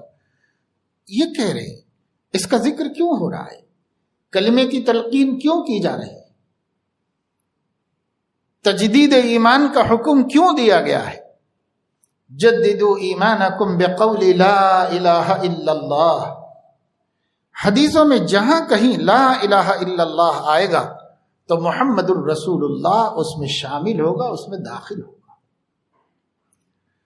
علماء فرماتے ہیں اور شارحین حدیث بعض احادیث کی تشریح میں اس نقطے کو بیان فرمائے ہیں کہ بسا اوقات ایک بات مکمل اتنی معروف اور مشہور ہوتی ہے کہ اس بات کا کوئی حصہ بیان کر کے اکتفا کر دیا جاتا ہے، اس لیے نہیں کہ اتنا ہی بتانا چاہ رہے ہیں، بلکہ اس لیے کہ بقیہ معلوم ہے لوگوں کو، اس وجہ سے۔ تو اب جو کہا گیا جددوا ایمانکم بقول لا الہ الا اللہ، تو اتنی بات حضور نے فرمائی اس لیے کہ ہر مومن کو معلوم ہے کہ لا الہ الا اللہ کافی نہیں ہے، محمد الرسول اللہ اس کا کمپلسری حصہ ہے، اس کا جز ہے، سب کو پتا ہے، اس لیے پورا بولنے کی ضرورت نہیں، تھوڑا بولنے سے۔ جیسے کہا جاتا سورہ اخلاص 3 مرتبہ پڑھو، جیسے کہا جاتا ہے بھائی قل ہو اللہ پڑھو، قل هو اللہ پڑھنے کی یہ فضیلت ہے، تو اب ایک آدمی لے کے بیٹھے قل هو اللہ قل هو اللہ قل هو اللہ، تو ایسے فضیلت حاصل ہو جائے گی 3 مرتبہ پڑھنے سے؟ بلکہ قل هو اللہ پر اکتفا اس لیے کیا گیا کہ اس کو قل هو اللہ احد اللہ الصمد لم یلد ولم یولد ولم یکن له کفوا احد کہا جا رہا ہے، سمجھ میں آ جائے گا، بولنے کی ضرورت نہیں ہے، اس کی سمجھ میں آ جائے گا کہ پورا یہاں تک کہا جا رہا ہے۔ اسی طرح جب لا الہ الا اللہ کی فضیلت ہے تو صرف لا الہ الا اللہ سے ایمان کی تجدید نہیں ہوگی، محمد الرسول اللہ ملانے سے ایمان کی تجدید۔ اب بعد لوگوں کو یہ سمجھ میں آیا کہ صاحب حضور صلی اللہ علیہ وسلم تو لا الہ الا اللہ بولے نا، ہم اپنی طرف سے محمد الرسول اللہ کیوں بڑھا دیں؟ تو ایسے ایسے خبیث اس دنیا میں جیتے ہیں کہ ایک ٹیم ایک جماعت بن گئی ہے، اور وہ جماعت ادھر امریکہ میں اصل اس کا تھا دائی، اور وہاں سے وہ چلا تو ہندوستان کے بھی بعض علاقوں میں، خاص طور سے تمل ناڈو کے بعض علاقوں میں وہ جماعت چل رہی ہے۔ اسے جماعت کیا بولیں، بہرحال ایک گروہ ہے، چل رہا ہے باقاعدہ، ان کی تبلیغ چل رہی ہے اور وہ اپنے لوگوں کو بڑھا رہے ہیں، اور وہ یہ کہتے ہیں کہ مسجدوں میں جا کر نماز پڑھنا اس لیے درست نہیں ہے کہ مسجدوں میں شرک ہوتا ہے۔ مسجدوں میں شرک ہوتا ہے؟ مسجد تو توحید کا مرکز ہے، ہاں وہاں سے اذان کہی جاتی ہے، اور اذان میں اشہد ان لا الہ الا اللہ کہتے ہیں، یہاں تک تو توحید تھا، لیکن اشہد ان محمد رسول اللہ کہہ کر مشرک ہو جاتے ہیں۔ تو باقاعدہ ایک پڑھے لکھوں میں، جاہلوں میں نہیں، ایجوکیٹڈ نوجوان ایک گروپ بڑھتا چلا جا رہا، اور وہ انٹرنیٹ کے ذریعے سے ان کا جو گرو مر گیا ہے امریکہ میں، اس کو اپنا بنا لیا ہے رہنما، اور اس کی راستے پہ چل رہے۔ تو یہ بات ذہن میں رہنا چاہیے کہ حدیث میں اگر کلمے کا دوسرا جز نہیں آیا ہے تو اس جز سے صرف نظر نہیں کیا جا سکتا، وہ جز چونکہ بتانے کی ضرورت نہیں ہے، اس وجہ سے ایک کلمے پر اکتفا کر دیا جاتا ہے۔ تو جددوا ایمانکم بقول لا الہ الا اللہ، یہ نہیں مطلب ہے کہ اتنے سے ایمان کی تجدید ہو جائے گی، نہیں، لا الہ الا اللہ محمد الرسول اللہ سے ایمان کی تجدید ہوگی۔ تو جب لا الہ الا اللہ عبدیت کا ایک حصہ کہ بندگی کامل ہو، خالص ہو، لوجہ اللہ ہو، کسی غرض سے نہ ہو، کسی مقصد سے نہ ہو۔ اب اس کا دوسرا حصہ ہے محمد الرسول اللہ صلی اللہ علیہ وسلم، یعنی اتباع سنت کے ساتھ ہو یہ بندگی، خلاف سنت بندگی کا بھی کوئی اعتبار نہیں، کوئی قبولیت نہیں۔ آپ کی سمجھ سے آپ بندگی کریں گے تو وہ معتبر نہیں، نبی کی ہدایت و تعلیم کی روشنی میں بندگی کریں گے تو وہ معتبر ہو۔ اب وہ کام عبادتوں کا ہو، عقیدے کا ہو، معاملات کا ہو، معاشرت کا ہو، شادی بیاہ ہو، غمی ہو، کچھ بھی ہو، آپ کے طریقے پر کرو تو مردود ہے، اور نبی کے طریقے پہ کرو تو مقبول ہے، کیونکہ اللہ نے ایک ہی اسوہ ہم کو دیا ہے، 2 نہیں دیے، 3 نہیں دیے۔ اللہ نے یہ نہیں فرمایا تم لوگوں کے لیے میں نے یہ 2 4 5 طریقے رکھے ہیں، کوئی سے بھی طریقے سے کر لو، اللہ نے یہ نہیں فرمایا۔ 5 10 تو بہت دور کی بات ہے، 2 بھی نہیں، 2 صرف ایک طریقہ اللہ نے ہم کو دیا ہے، صرف ایک طریقہ۔ جیسے عبادت میں توحید لازمی ہے، اتباع میں بھی توحید لازمی ہے، ایک کی جائے گی، 10 کی نہیں کی جائے گی، 10 تو 10، 2 کی بھی نہیں کی جائے گی، صرف ایک کی اتباع ہے، اور وہ ہے سیدنا محمد الرسول اللہ صلی اللہ علیہ وسلم۔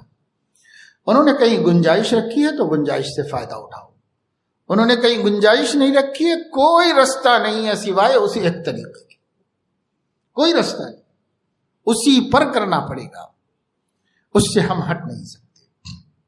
نماز ہے، نماز حضور علیہ السلام کے طریقے پر معتبر ہے، ان کے طریقے کے خلاف غیر معتبر ہے۔ نماز کے طریقے میں انہوں نے گنجائش رکھی، گنجائش یہ رکھی ہے کما رأیتمونی، جیسے تم لوگ دیکھ رہے ہو بس ایسے پڑھ لو یہ قبول ہو جائے گی۔ یہ نہیں فرمایا کما اصلی، جیسے میں پڑھتا ہوں ایسی پڑھو، ان کی والی پڑھ ہی نہیں سکتا تھا کوئی آدمی، اور ان کے ظاہر کو بھی سب لوگ نہیں دیکھ پاتے، سارے ہی مسلمان ان کی نماز کو غور سے دیکھیں یہ مشکل۔ سینکڑوں نہیں ہزاروں صحابہ کرام تھے اور حضور علیہ السلام نماز پڑھاتے تھے، ہمیشہ امام ہوتے تھے اور امام سب سے آگے ہوتا ہے۔ پہلی صف والے تو دیکھ لیتے آپ کی نماز کو، پیچھے والے کہاں دیکھ پاتے۔ اور حضور علیہ السلام اگر گنجائش نہ رکھتے تو بہت مشکل ہو جاتی امت کے لیے کہ وہ والی نماز پڑھ لے جو نبی والی ظاہر میں، اب باطن میں تو کوئی ان کا باطن بنا ہی نہیں سکتا۔ جو حضوری کی کیفیت، جو خشوع اور جو خضوع، خشوع اور خضوع دو لفظ ہے، ایک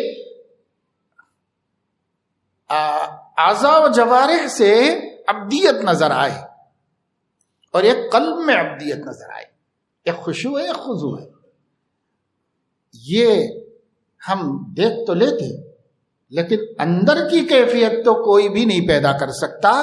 تو پوری امت میں ایک فرد بشر حتیٰ کہ صدیق اکبر بھی نماز نبی والی نہیں پڑھ سکتی، کوئی نہیں پڑھ سکتا تھا۔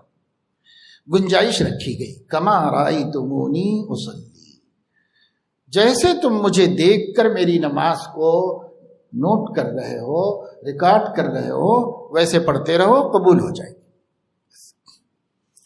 یہ گنجائش رکھی۔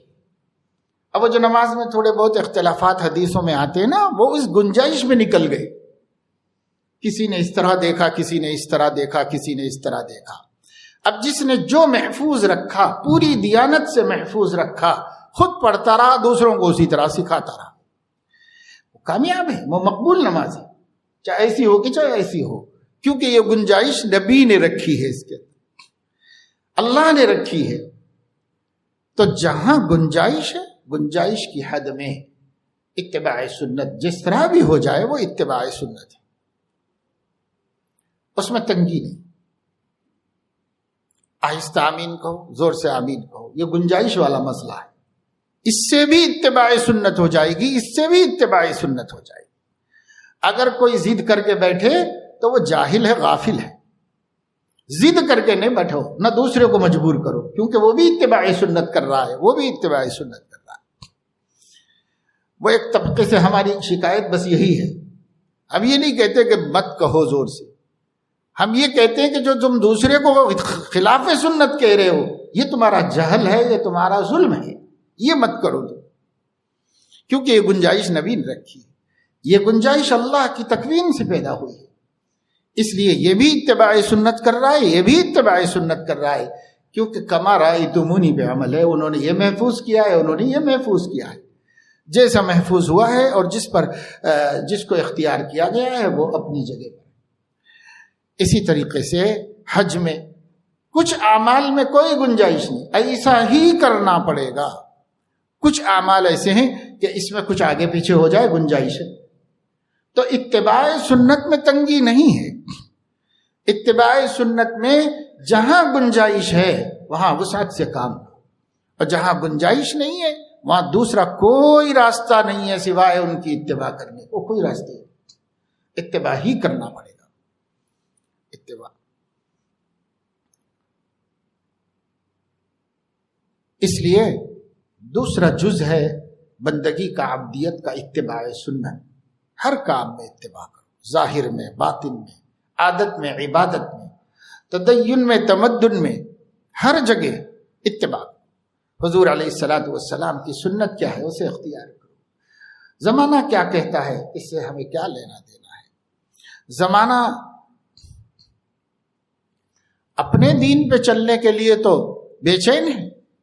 ہم اس ملک میں رہتے ہیں، اس ملک میں جو ہمارے دین کو نہیں پسند کر رہے، جو ہمارے عقیدے کو نہیں برداشت کر رہے ہیں، کیا وہ لوگ اپنے عقیدے کو مسلط کرنا نہیں چاہ رہے؟ کیا وہ لوگ اپنے عقیدے پر اپنی قوم کو جمانا نہیں چاہ رہے؟ تو بھائی وہ اپنے عقیدے پر اپنے دین کو اپنی قوم کو جمانا چاہ رہے ہیں، تو کیوں نہ ہم اپنے عقیدے پر اپنے قوم کو جمائیں. ہم خود جمیں گے، دوسروں کو جمائیں گے. سودا نہیں ہے اس میں کچھ. آپ نوکری چھوڑ سکتے ہو، آپ دھندا چھوڑ سکتے ہو، آپ ایک وقت کا کھانا چھوڑ سکتے ہو، آپ قیمتی کپڑے نہیں ملتے چھوڑ سکتے ہو، لیکن کیا ہم اپنے نبی کی ایک سنت چھوڑ دیں گے؟ ایک سنت کا بھی سودا نہیں کریں گی امت. اگر امت ہے تو نہیں کرے. اگر امت ہے عمل کرو. ہاں یہ اور بات ہے، ہمت نہیں ہے، نہیں کر پا رہے ہیں، چلو ٹھیک ہے، مگر سنت کو سنت مانو. سنت کو سنت مانو، اس کی عزت اپنے دل میں محسوس کرو، اس کو اپنے لیے بارے گراں مت سمجھو. یہ سوچ لو کہ مجھے ہمت نہیں ہے، اس وجہ سے میں عمل نہیں کر پا رہا ہوں. سماج مخالفت کرتا ہے تو میرے اندر اتنے ایمان کی مضبوطی نہیں ہے کہ میں ان کی پرواہ نہ کروں، اس لیے میں قصوروار ہوں، میں گناہگار ہوں. اس احساس کے ساتھ چھوڑ دیتے ہیں کچھ لوگ جن کو ہمت نہیں ہو پا رہی ہے. تب تو پھر بھی کوئی بری بات نہیں ہے، اس لیے کہ سنت ہونے کا تو انکار نہیں کر رہا. لیکن وہ بد نصیب ہیں جو اپنے ایمان کی کمزوری کی وجہ سے نبی کے دین کو دین ہونے کا انکار کرتے ہیں، نبی کی سنتوں کے سنت ہونے کا انکار کر دیتے ہیں، صرف اس وجہ سے کہ ان کو نہیں عمل کرنا ہے، یا صرف اس وجہ سے کہ ان کا ایمان اتنا نہیں ہے کہ زمانے کا مقابلہ کر لے. اب بڑے بڑے جابروں کا مقابلہ کر لے، جن کا ایمان مضبوط تھا، وہ معمولی سنت کے لیے بھی کسی سے ٹکرانے کے لیے، کسی سے گھبرانے کے لیے تیار نہیں تھے. ہر ایک سے ٹکرائے، کسی سے نہیں گھبرائے. کیا گھبرائیں گے؟ کس سے گھبرائے؟ جو خدا سے ڈرتا ہے وہ کسی سے نہیں ڈرتا. خدا سے ڈرنے والے لوگ تھے. کس کا کیا ڈر ہے؟ کون کیا کرے گا؟ بھائی اس دنیا میں دشمن کی آخری سے آخری جو وسعت ہے، جو قدرت ہے، وہ ہماری جان لینے کی ہے. اس سے زیادہ اس کے پاس کیا طاقت ہے؟ مار دے گا، تکا بوٹی کر دے گا، چیلوں کو کھلا دے گا، پرندوں کے حوالے کر دے گا، کتوں کے سامنے ڈال دے گا. کیا کرے گا اس سے آگے؟ اللہ نے قرآن میں اس کی مثال رکھ دی. اس سے آگے کچھ کوئی نہیں کر سکتا. اس سے آگے تمہارے اوپر کوئی کچھ ظلم نہیں کر سکتا. یہ آخری ظلم ہے. اگر کوئی کرے گا تو کرے گا، یہ آخری ظلم ہے. آج ہی ایمان لائے تھے ابھی اسی مجلس میں حضرت موسیٰ علیہ السلام پر جادوگر 70 جادوگر تھے. جب یقین ہو گیا کہ یہ سامنے والا جادوگر نہیں ہے، یہ تو کوئی خدا کا فرستادہ ہے، بھیجا ہوا ہے، تو آمنا برب ہارون و موسیٰ، سب نے مل کے کہا موسیٰ اور ہارون کے رب پہ ہم ایمان لاتے ہیں، ہم مانتے ہیں آپ کی دعوت قبول ہے، آپ کی دعوت قبول ہے. ابھی تفصیل بھی نہیں جانی، ابھی ان کو حضرت موسیٰ نے پوری تورات بھی نہیں پڑھائی، ابھی دین پورا تفصیل سے بتایا بھی نہیں. بس انہوں نے معلوم کیا ان کی دعوت کیا ہے. پہلے سے بھی جانتے تھے، وہ توحید کی دعوت دیتے ہیں اور اپنا اتباع کرنے کی دعوت دیتے ہیں. معلوم تھا. انہوں نے بس اتنا کہہ دیا، آمنا برب ہارون و موسیٰ. موسیٰ اور ہارون جس چیز کی دعوت دے رہے ہیں ہم اس پر ایمان لاتے ہیں، ایمان لے آئے، بس ختم. ابھی ایک نماز نہیں پڑھی، روزہ نہیں رکھا، دین نہیں سیکھا، تورات کی علم نہیں حاصل کیا، ابھی تو کچھ بھی نہیں ہوا. ابھی تک تورات نہیں آئی تھی، لیکن حضرت موسیٰ کوئی دعوت تو لے کے آئے ہیں، وہ دعوت کچھ نہیں. لیکن دیکھو اب فرعون غصے میں آ گیا، بے عزتی محسوس کیا، ذلیل ہو گیا مجمع عام کے سامنے. ذلیل کرنے گیا تھا نبی کو اور ہو گیا خود ذلیل. تب اس نے کہا میں تم لوگوں کے ایک طرف کے پیر ایک طرف کے ہاتھ کاٹ کر کے کھجور پر سولی دے دوں گا. لَأُصَلِّبَنَّكُمْ أَجْمَعِينَ لَأُقَطِّعَنَّ أَيْدِيَكُمْ وَأَرْجُلَكُمْ مِنْ خِلَافٍ ثُمَّ لَأُصَلِّبَنَّكُمْ أَجْمَعِينَ. ایک طرف کا ہاتھ کاٹو، ایک طرف کے پیر کاٹو، اور پھر ان کے سولی پہ چڑھاؤ. پتہ چل جائے گا تم کو کہ میں زیادہ تم کو عذاب دے سکتا ہوں یا موسیٰ کا خدا زیادہ عذاب دے سکتا ہے. پتہ چل جائے گا میرا عذاب کتنا سخت ہے. تو کیا کہتے ہیں یہ ایمان والے، یہ توحید والے کیا کہہ رہے ہیں؟ یہ کہہ رہے فقضی ما انت قاض انما تقضی هذه الحیات الدنیا. اتنا ہی کر سکے گا کہ ہمیں مار دے گا، سولی چڑھا دے گا، اور کیا کرے گا؟ اور غصہ آئے گا تو جلا دے گا لاشیں اتار کر کے، یا چیلوں کو کھلا دے گا، یا شیروں سے نچوا دے گا. کیا کرے گا بھائی؟ تو کیا کر سکتا ہے؟ یہ جتنا تو بتا رہا ہے وہ آخری ہے تیرا اختیار، اس سے آگے تو اور کچھ بھی نہیں ہے اس کے آگے. انما تقضی هذه الحیات الدنیا. اور وہ جو ہم ایمان لائے ہیں وہ اس دنیا کے واسطے نہیں لائے ہیں، ہم وہ ایمان لائے ہیں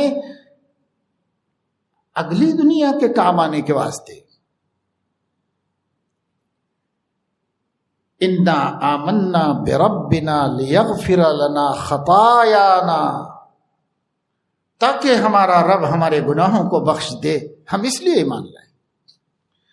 ہماری منفعت آخرت سے وابستہ ہے، ہم آخرت کی منفعت کے لیے ایمان لائے ہیں. دنیا کی منفعت کیا دیکھیں گے ہم، اس کے لیے نہیں ہم ایمان لائے.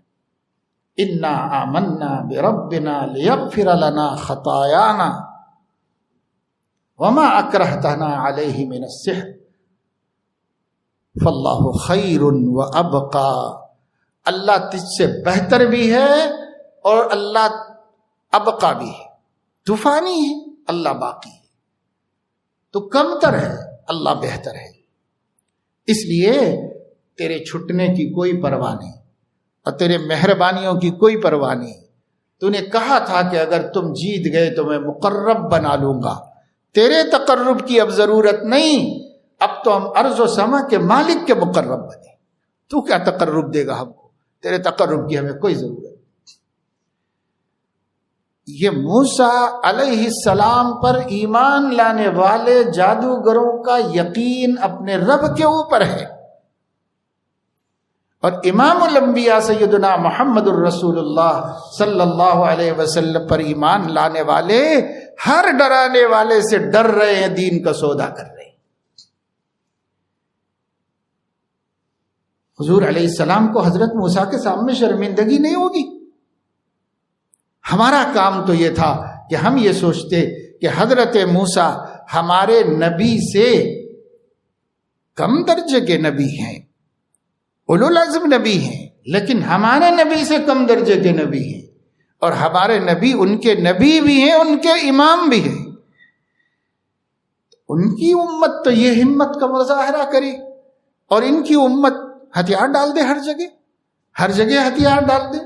یہ کیسے ہو سکتا ہے؟ یہ ہمیں غور کرنا چاہیے. قرآن زندہ ہے، کاہے کے لیے زندہ رکھا گیا ہے؟ ایک ایک حرف کی حفاظت کی گئی ہے، کی جا رہی ہے. کس کے واسطے کی جا رہی ہے؟ اگر ہم اس قرآن سے سبق نہیں حاصل کرتے پھر کیا ہو؟ حالات آئیں گے، اس سے بدتر حالات آئے ہیں ماضی میں. تاریخ پڑھو مسلمانوں کے اوپر، اس سے بدتر حالات. تاتار کا فتنہ کیسا فتنہ تھا، کتنا خوف تھا. آج خامخواہ ڈرایا جا رہا ہے. اور بہت سے لوگ سوشل میڈیا پر ایسی باتیں چلا رہے ہیں جس سے مسلمانوں کی رہی صحیح ہمت بھی ختم ہو جائے. کیوں ڈر رہے ہو بھائی؟ ڈرنا ان کو چاہیے جن کا مولا نہیں ہے، اور جن کا مولا ہے ان کو کیوں ڈرنا چاہیے؟ قرآن نے ہم سے صاف کہا ہے سورہ محمد میں، ذالک بأن اللہ مولا الذین آمنوا وَأَنَّ الْكَافِرِينَ لَا مَوْلَىٰ لَهُمْ. اب بخاری شریف میں ہے کہ احد میں بہت شان بگارتے ہوئے کسی نے کہا لَنَا الْعُزَّىٰ وَلَا عُزَّىٰ لَكُمْ. ہمارے پاس عزا ہے، تم لوگوں کے پاس عزا نہیں ہے، کیا جیتو گے ہم سے؟ کہاں ہے تمہارے پاس عزا تمہاری مدد کرنے کے واسطے؟ لنا العزا ولا عزا لکم۔ حضور علیہ السلام نے ایک صحابی سے کہا کہ زور سے جواب دو اس کو کہ ہمارے پاس مولا ہے، تمہارے پاس مولا نہیں ہے، ہمارے پاس اللہ ہے، تمہارے پاس اللہ نہیں۔ تو جواب ہم کو سکھا دیا گیا۔ ہمارے سامنے آنے والے، ہم کو ڈرانے والے کس کس کی دہائی دے کے ڈراتے ہیں؟ ڈراؤ، سب ہمارے مولا کی مخلوق ہیں، ہمیں کیا ڈرنا ہے؟ ہمیں کس سے ڈرنا ہے؟ اس لیے حدیث میں آیا ہے کہ جو اللہ کے غیر سے ڈرتا ہے ساری مخلوق اس کو ڈراتی ہے، اور جو اللہ سے ڈرتا ہے ساری مخلوق اس سے ڈرتی ہے۔ ہم ڈرنا شروع کر دیں اللہ سے۔ یا ایھا الذین آمنوا اتقوا اللہ، اے ایمان والو اللہ سے ڈرو۔ ہم اللہ سے ڈرنا شروع کر دیں، اللہ سے ڈرے، کسی سے نہیں ڈرے، اللہ سے ڈرے۔ اللہ سے ڈرنے والوں کا اللہ تعالی ہیبت اور خوف پیدا کر دیتے ہیں سامنے والے کے دل۔ کبھی کبھی ہمارے پاس قصے آ جاتے ہیں ایسے سوشل میڈیا پر، اس کا اچھا بھی استعمال ہو سکتا ہے، کرتے بھی ہیں کرنے والے، لیکن بہت کچھ نقصان دہ استعمال بھی اس کا ہوتا ہے۔ ایک قصہ کہیں سے جھوٹا موٹا ہوتا ہے، بعض دفعے 5-10 سال پہلے کے قصے کو پھر چلا دیتے تاکہ ہراسمنٹ ہو، مسلمان ڈر جائے، مسلمان خوف زدہ ہو جائے۔ تو کون چلا رہا ہے صاحب؟ وہ گروپ تو آپ ہی لوگوں کے ہیں نا، مسلمانوں کے، اس میں کوئی غیر مسلم شریک نہیں، تو یہ کون چلا رہا ہے؟ یہ مسلمانوں کی حماقت ہے کہ مسلمانوں کو ڈرا رہے ہیں، ہمت توڑ رہے ہیں، مسلمانوں میں خوف پیدا کر رہے ہیں۔ مسلمانوں میں خوف مت پیدا کرو۔ منافقین پیدا کرتے تھے تو قرآن نے ان کی مذمت کی ہے کہ مسلمانوں میں خوف مت پیدا کرو۔ مسلمانوں میں خوف پیدا کرنے کا قرآن میں اللہ نے فرمایا منافقین کام کرتے تھے۔ او بہت بڑا لشکر آ رہا ہے، بہت بڑی تیاریاں مکے میں ہو رہی ہیں، فخشوہم، ارے ڈرو بھائی، کس غفلت میں بیٹھے ہوئے ہو؟ مٹھی بھرو، تم لوگ تباہ کر دیں گے وہ لوگ، آ کر کے ختم کر دیں گے، مٹا دیں گے۔ یہ منافقین خبریں چلا رہے ہیں۔ اللہ نے فرمایا وہ میرے ایمان والے بندے تھے، زادہم ایمانا، ہر حملے کی خبر ان کے ایمان کی قوت کو بڑھا دیتی تھی۔ زادہم ایمانا وقالوا حسبنا اللہ ونعم الوکیل۔ مفسرین فرماتے ہیں یہ جملہ سب سے پہلے سیدنا ابراہیم علیہ السلام نے کہا تھا، حسبنا اللہ ونعم الوکیل، اور اس کے بعد ہمارے نبی کے اصحاب نے اپنے دشمنوں کے ڈراوے کو سن کر کہہ دیا، زادہم ایمانا وقالوا حسبنا اللہ ونعم الوکیل فانقلبوا بنعمت اللہ وفضل لم یمسسہم سوء، ذرہ برابر برائی ان کو نہیں پہنچی، اللہ کے فضل کو لے کر اور غنیمتوں کو لے کر اور نعمتوں کو لے کر لوٹے۔ یہی ہمارے ساتھ بھی اللہ کرے گا اگر ہمارا بھی یہی حال ہو۔ ہر بری خبر کو سن کر ایمان بڑھائیے اور حسبنا اللہ ونعم الوکیل، اور اپنے اندر میں جھانک کے دیکھیے کوئی ایسی چیز تو نہیں ہے جو نصرت کو روکنے والی ہے تو توبہ کر لو۔ کوئی ایسا گناہ تو نہیں ہے جو نصرت کو روکنے والا ہے، توبہ کر لو۔ صحابہ ان گناہوں سے بچتے تھے تو آسمان سے مددیں آتی تھی۔ آج بھی ہو جو براہیم کا ایما پیدا، آگ کر سکتی ہے انداز گلستاں پیدا۔ جب سر میں ہوائے طاعت تھی، سرسبز شجر امید کا تھا، جب سر عیسیاں چلنے لگی، اس درخت نے پھلنا چھوڑ دیا۔ اللہ کی راہیں اب بھی قائم ہیں، آثار و نشاں، اللہ کی راہیں اب بھی کھلی ہیں، آثار و نشاں سب قائم ہیں۔ اللہ کے بندوں نے لیکن اس راہ پہ چلنا چھوڑ دیا۔ پھر سے آؤ اس کے اوپر، پھر سے ہم آئیں، حسبنا اللہ ونعم الوکیل۔ کیا کیا ڈرا سکتے ہو ڈراؤ، کیا کیا کر سکتے ہو کرو۔ ایک ظالم بادشاہ نے ایک عالم دین کو، اللہ کے نیک بندے کو کسی معاملے میں گرفتار کر لیا، اس سے بات چیت ہوئی تو بات چیت میں ان کی بے خوفی اور ان کے ٹھیک ٹھیک جواب دے دینے سے اس کو غصہ آیا، تو اس نے کہا کہ اس کی جرت تو دیکھو کہ میرے سے کیسی بات کرتا ہے۔ اور بادشاہ ہوتے تھے، جو چاہے کر لیتے تھے۔ اس نے حکم دیا کہ ایک پنجرا لاؤ شیر کا اور اس کو 3 دن بھوکا رکھو، اور اس کے بعد یہ مولوی کو اس کے اندر ڈال دو۔ تو تماشا دیکھنے کے لیے، اپنا غضب کی آگ کو ٹھنڈی کرنے کے لیے خود بھی اس منظر کو دیکھنے کے لیے بیٹھ گیا، لوگ بھی بیٹھ گئے آوان و انصار سے۔ 3 دن کے بعد لایا گیا وہ، اور 3 دن سے بھوکا رکھے گئے شیر کو اس پنجرے میں رکھ کر اسی پنجرے کے اندر یہ مولانا صاحب کو دروازہ کھول کے اندر ڈھکا دیا۔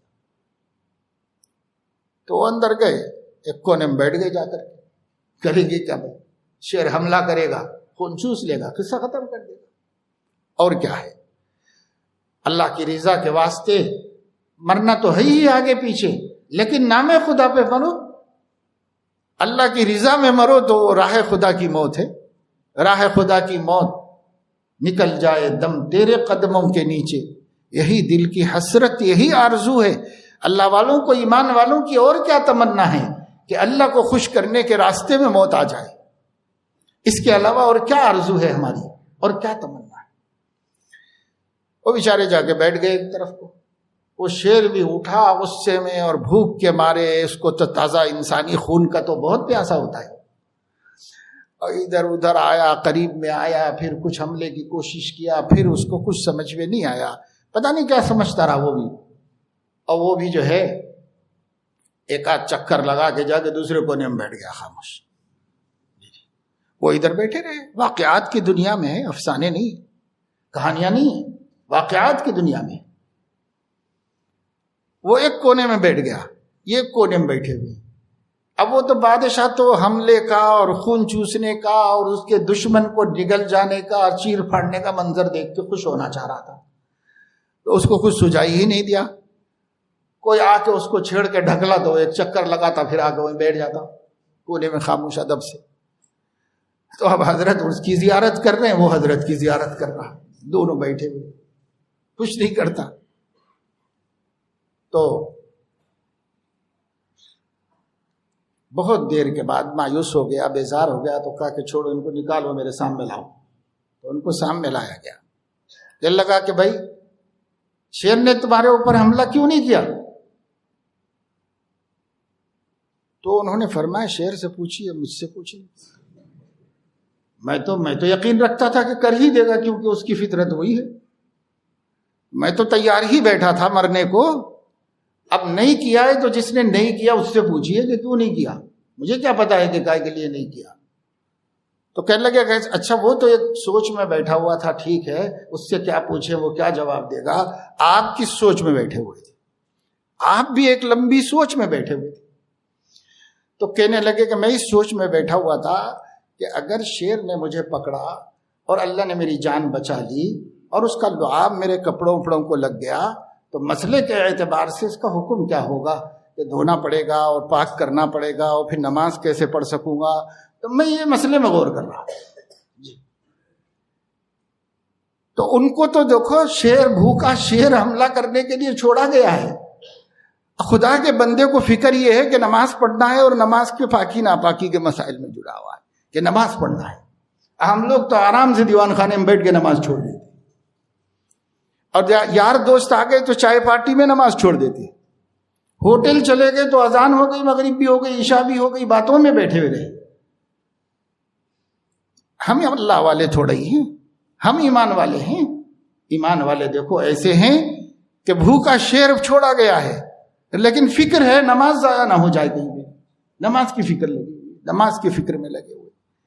ایسے ایمان والے ہوتے ہیں۔ کچھ اپنے کو بناؤ، بدلو۔ اگر ہم اپنے کو نہیں بدلیں گے تو ہمارا ڈرنا بچا ہے، اور اگر ہم اپنے کو تھوڑا بھی بدل لیں گے اور اللہ سے لو لگا لیں گے، ہمیں ڈرنے کی کوئی ضرورت نہیں ہے. پوری دنیا اکٹھی ہو جائے ہمارے خلاف، ہو جائے، کیا کرے؟ زیادہ سے زیادہ موت، زیادہ سے زیادہ موت تو ایک جان کا ضیاء ہے، سو ایسا ضیاء بھی نہیں. ایک جان کا نقصان ہے، کوئی بڑا نقصان نہیں ہے، جانے دو. یہ جان جائے گی تو خدا ملیں گے، زندگی میں تو نہیں ملیں گے. یہ جان جائے گی تبھی تو خدا ملیں گے، خدا کی نعمتیں ملیں گی، خدا کا پیار ملے گا، خدا کی رضا ملے گی. اس کے لیے تو مرنے ہی کا انتظار ہے، اور کس چیز کا. اس لیے عزیزو بالکل نہیں ڈرو. یہ ہمارا ڈرنا ہماری ہمتوں کو پست کر کے مزید گناہگار بنائے گا اور مزید بدعمل بنائے گا، کاہل بنائے گا، نکما ناکارہ مخلوق بنا کے رکھ دے گا. ہم ایمان والے سے بڑا ہمت والا کوئی نہیں. ایمان بڑی طاقت آپ کے پاس ہے. اس طاقت کے ہوتے ہوئے کس طاقت سے گھبرا رہے ہیں؟ کوئی طاقت ایمان کے مقابلے میں کوئی اہمیت نہیں رکھتی. یہ ایمان بڑھ جانا چاہیے اور یہ سوچنا چاہیے حالات پہلے بھی آئے، حالات نبیوں پہ بھی آئے. حالات کا آنا، ناموافق حالات کا آنا اللہ کے تقدیری نظام کے ماتحت ہے. ہم اس کو کالعدم نہیں کرا سکتے، لیکن ہم اس سے گزرنا جانتے ہیں. ہمارے نبی نے ہم کو اس سے گزرنا سکھایا ہے. اس لیے ہمارے نبی نے ڈرنا نہیں سکھایا ہے، ہمارے نبی نے نکلنا سکھایا ہے. حالات سے کیسے نکلو، حالات سے کیسے اپنے آپ کو جو ہے بچاؤ، یہ سکھایا ہے نبی نے. ڈرنا نہیں سکھایا ہے. مومن اور ڈرے، مومن ڈرتا نہیں ہے. مومن کس سے ڈرے؟ ایک ہے اس کے سامنے ڈرنے کے قابل. ایایا فرحبون ایایا فتقون لا تخشوا الناس واخشونی اتقوا اللہ اتقوا اللہ اتقوا اللہ. اللہ کی طرف سے اعلان ہے، قرآن میں موجود ہے. ہم پڑھ رہے ہیں، نمازوں میں سن رہے ہیں، لیکن ہم تدبر نہیں کرتے، ہم اس میں غور نہیں کرتے. ہمارا کام کیسے بنے گا؟ میں نے آیت شریفہ پڑھی آپ کے سامنے، یا ایھا الذین آمنوا اتقوا اللہ وابتغوا الیہ الوسیلہ وجاہدوا فی سبیلہ لعلکم تفلحون. بس فلاح کا یہ راستہ بتا دیا. اللہ سے ڈرو، اس تک پہنچنے کا راستہ یعنی اتباع سنت کو اختیار کرو. اور اتباع سنت پر جمنے میں بڑی مشکلات پیش آئیں گی، تو جاہدوا فی سبیلہ، بھرپور مجاہدہ کرو، مقابلہ کرو. لعلکم تفلحون، اور کامیابی اپنے حصے میں لے لو. ہمارے ہاتھ میں سب ہے. تقوی اختیار کریں، اتباع سنت کریں، اتباع سنت کے راستے کی مشقتوں کو جی جان سے گوارا کر کے برداشت کر. ہو گیا کام. 3 کام ہم کر لو، فلاح کی خوشخبری اللہ دے رہے. کامیاب کام بن گیا تمہارا. تو اتنا آسانی سے کام بننے والا ہے. لیکن چونکہ اتباع سنت حالات کے بدل جانے کی وجہ سے، دین کے کم ہو جانے کی وجہ سے، ماحول میں بے دینی کے غلبہ ہونے کی وجہ سے ذرا مشکل ہوتا ہے. تو کیا مشکل سے گھبرائیں گے؟ مشکل سے نہیں گھبراؤ. جو لوگ پہلے پہل مسلمان ہوئے تھے ان کے لیے اسلام پہ جمنا کتنا مشکل تھا، کتنا مشکل تھا ان کے لیے. لیکن وہ نہیں ڈرے، دبے بھی نہیں. بس ایک اعتقاد بنا لیا تھا، ہمارا ایک اللہ ہے، اور یہ ہستی جو ہمیں دعوت دے رہی ہے یہ سچی ہستی ہے اور صدق و صفا ہے، یہاں کوئی کھوٹ نہیں. ان کی بات ہم نے مانی ہے، 100% ہم کو کامیابی ہے. ہم ناکام ہوں اس کا کوئی سوال ہی نہیں پیدا. چاروں طرف ناکامی کے نقشے فٹ کر دیے گئے. انہوں نے کہا یہ نقشے ہیں، لیکن ہم کو اس میں بھی کامیابی ہی دکھ رہی. تم کو ناکامی دکھ رہی ہوگی کہ ہم ناکام ہو رہے ہیں، لیکن ہم کو کامیابی دکھ رہی. کھجوریں پھینک دی، اور کہیں ایک صحابی نے کہا کھجوریں پھینک دی اور کہا جنت میں جا کے کھا لیں گے باقی کھجوریں. ایسا یقین بنا تھا صحابہ کرام. مجھے جنت کی خوشبو آ رہی، یہ یقین تھا، یقین. اب حضرت خباب کو آگ پہ لٹایا گیا اور ان کے اوپر چٹان رکھ دی گئی. جھلس جاتی تھی پیٹھ ان کی. اور داغ داغ سفید ہو گئی تھی. مکے میں بھرے مجمع میں آ کے حضرت خباب نے چادر ہٹا کے پیٹھ اللہ کے نبی کو دکھائی. یا رسول اللہ ذرا دیکھیے میرا کیا حشر ہوا ہے, ایمان لانے کا نتیجہ ہوا, یہ حشر ہوا ہے. لیکن نبی کے سامنے تو اپنا رونا رو لیا. جو ان کو ان کا آقا جلاتا تھا, جو آقا ان کو دکھاتا تھا, اس کے سامنے کبھی پست ہمت نہیں, کبھی اس کے سامنے ہاتھ نہیں جوڑے, کبھی اس کے سامنے کمزوری نہیں دکھائی. ایک دن اس نے کہا کہ ایک بڑا پتھر لا کے رکھو, یہ ہل رہا ہے, اس کو ہلنے بھی مت دو, جلتے رہنے دو, بس آگ پہ ہلنے بھی مت دو, پتھر رکھو لا کے. تو پتھر لا کے رکھا گیا تو ہنس رہا تھا.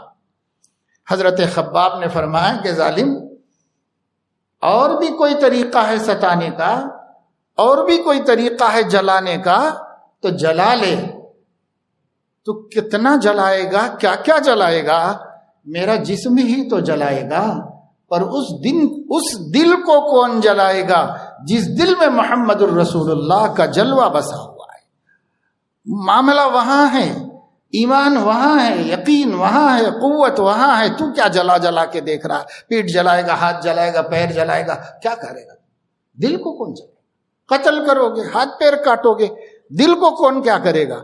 دل تو اندر اللہ نے محفوظ رکھا ہے, اور اس دل میں ایمان محفوظ ہے, اس کو کوئی نقصان نہیں پہنچا سکتا. اس وجہ سے ہمیں یقین کی کیفیت پیدا کرنی پڑے گی. اور یقین میرے دوستو عزیزو کیسے پیدا ہوگا؟ یقین والوں کے واقعات پڑھنے سننے سے. یقین والوں کے واقعات پڑھیے, صحابہ کرام کے. ابھی ہم صحابہ کرام کے ایمان افروز قصے سناتے ہیں. بہت سے ایسے سمجھدار لوگ ہیں جو یہ کہہ رہے, مولانا اس زمانے میں یہ سب مت سنائیے, آپ یہ زمانے میں یہ سب باتیں مت بیان کیجیے, نوجوان کو مصیبتیں آ جائیں گی. تو بھائی مصیبت کیا آئے گی اگر ہم نہ سنائیں؟ ہمارے پاس کیا ہے جس سے ہم اپنا ایمان بنائیں؟ ہمارے پاس اور کون سی اسپرٹ ہے, اور کون سی طاقت ہے جس سے ایمان بنائیں؟ نبی کے واقعات, صحابہ کے واقعات, اولیاء کے واقعات, دعات اور غزات کے واقعات, محدثین اور فقہا کے واقعات, اللہ کے نیک بندے جو آگے چلے گئے ہیں ان کی زندگیاں ہمارے لیے اسوہ ہے. ان کو سامنے رکھنا ہے, اسی سے ہمت حاصل کرنا ہے, طاقت حاصل کرنا ہے, یقین کی کیفیت پیدا کرنا ہے اپنے اندر, اور اپنے بچوں میں پیدا کرنا ہے, اپنے گھروں میں پیدا کرنا ہے. دنیا ڈرا رہی ہے, آپ ڈرتے رہیں گے تو پھر ایک دن ہمیں کفر پہ, شرک پہ مجبور کر دے گی. ڈرنے والا وہ بھی کرنے کو تیار ہو جائے گا, ڈرنے والا اس کے لیے بھی تیار ہو جائے گا. کبھی کفر کی طرف نہیں لوٹنا ہے, کبھی شرک میں مبتلا نہیں ہونا ہے, کبھی ہمت نہیں ہارنا ہے, کبھی غیر خدا کی طاقت پر یقین نہیں کرنا ہے. جھوٹ کو ماننا نہیں ہے, سچائی کو ماننا ہے, اور صرف سچائی کو ماننا ہے. اور سچائی یہ ہے کہ اللہ ہی بندگی کے لائق ہے. سچائی یہ ہے کہ محمد الرسول اللہ صلی اللہ علیہ وسلم ہی اطاعت کے قابل ہیں, انہی کی بات مانی جانے کے قابل ہے, انہی کا رستہ چلنے کے قابل ہے. یہ سچائی ہے. اس کے علاوہ ہر دعوت جھوٹ ہے, ہر دعوت مکر و فریب ہے. دجال کی دعوت ہے, ابلیس کی دعوت ہے.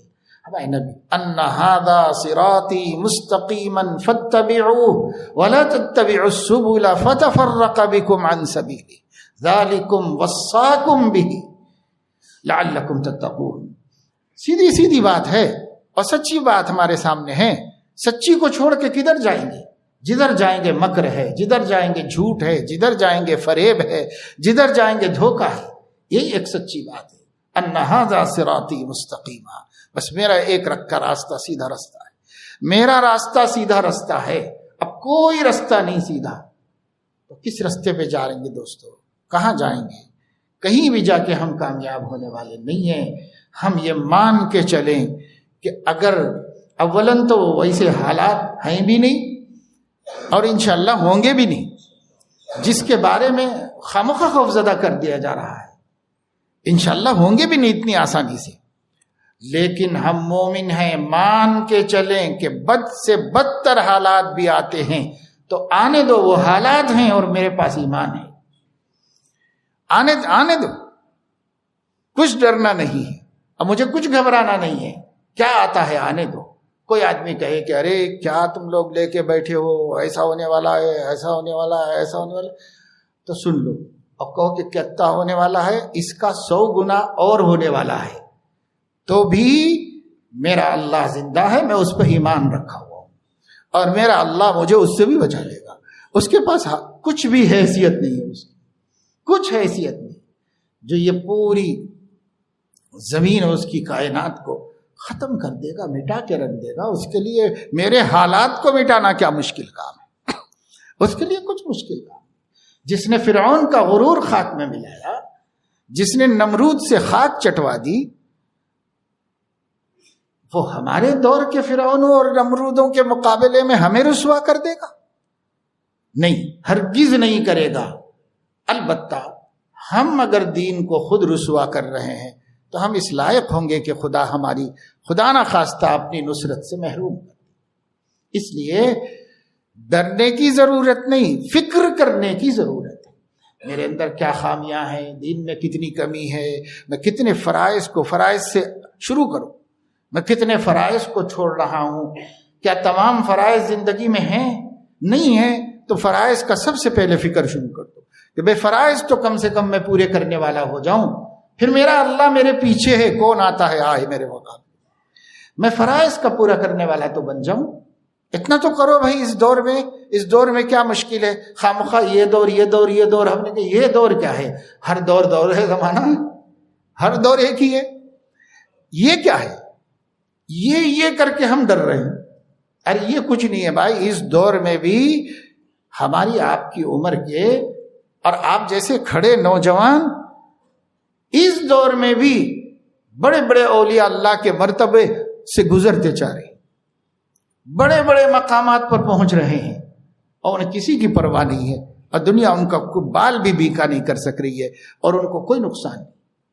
انہوں نے بتا دیا، اس دور میں اللہ نے رکھ کے ہمیں بتا دیا کہ تم دوڑ کرتے ہو، دوڑ کیا ہے، یہ دیکھو نا تمہارا جیسا ایک ہے، اس کا کوئی فرض نہیں چوکتا، وہ کسی معصیت میں مبتلا نہیں ہو رہا، کہیں ٹھوکر کھا گیا تو رو رلا کر اللہ کو راضی کر رہا ہے، اللہ کے سامنے گڑ گڑا رہا ہے۔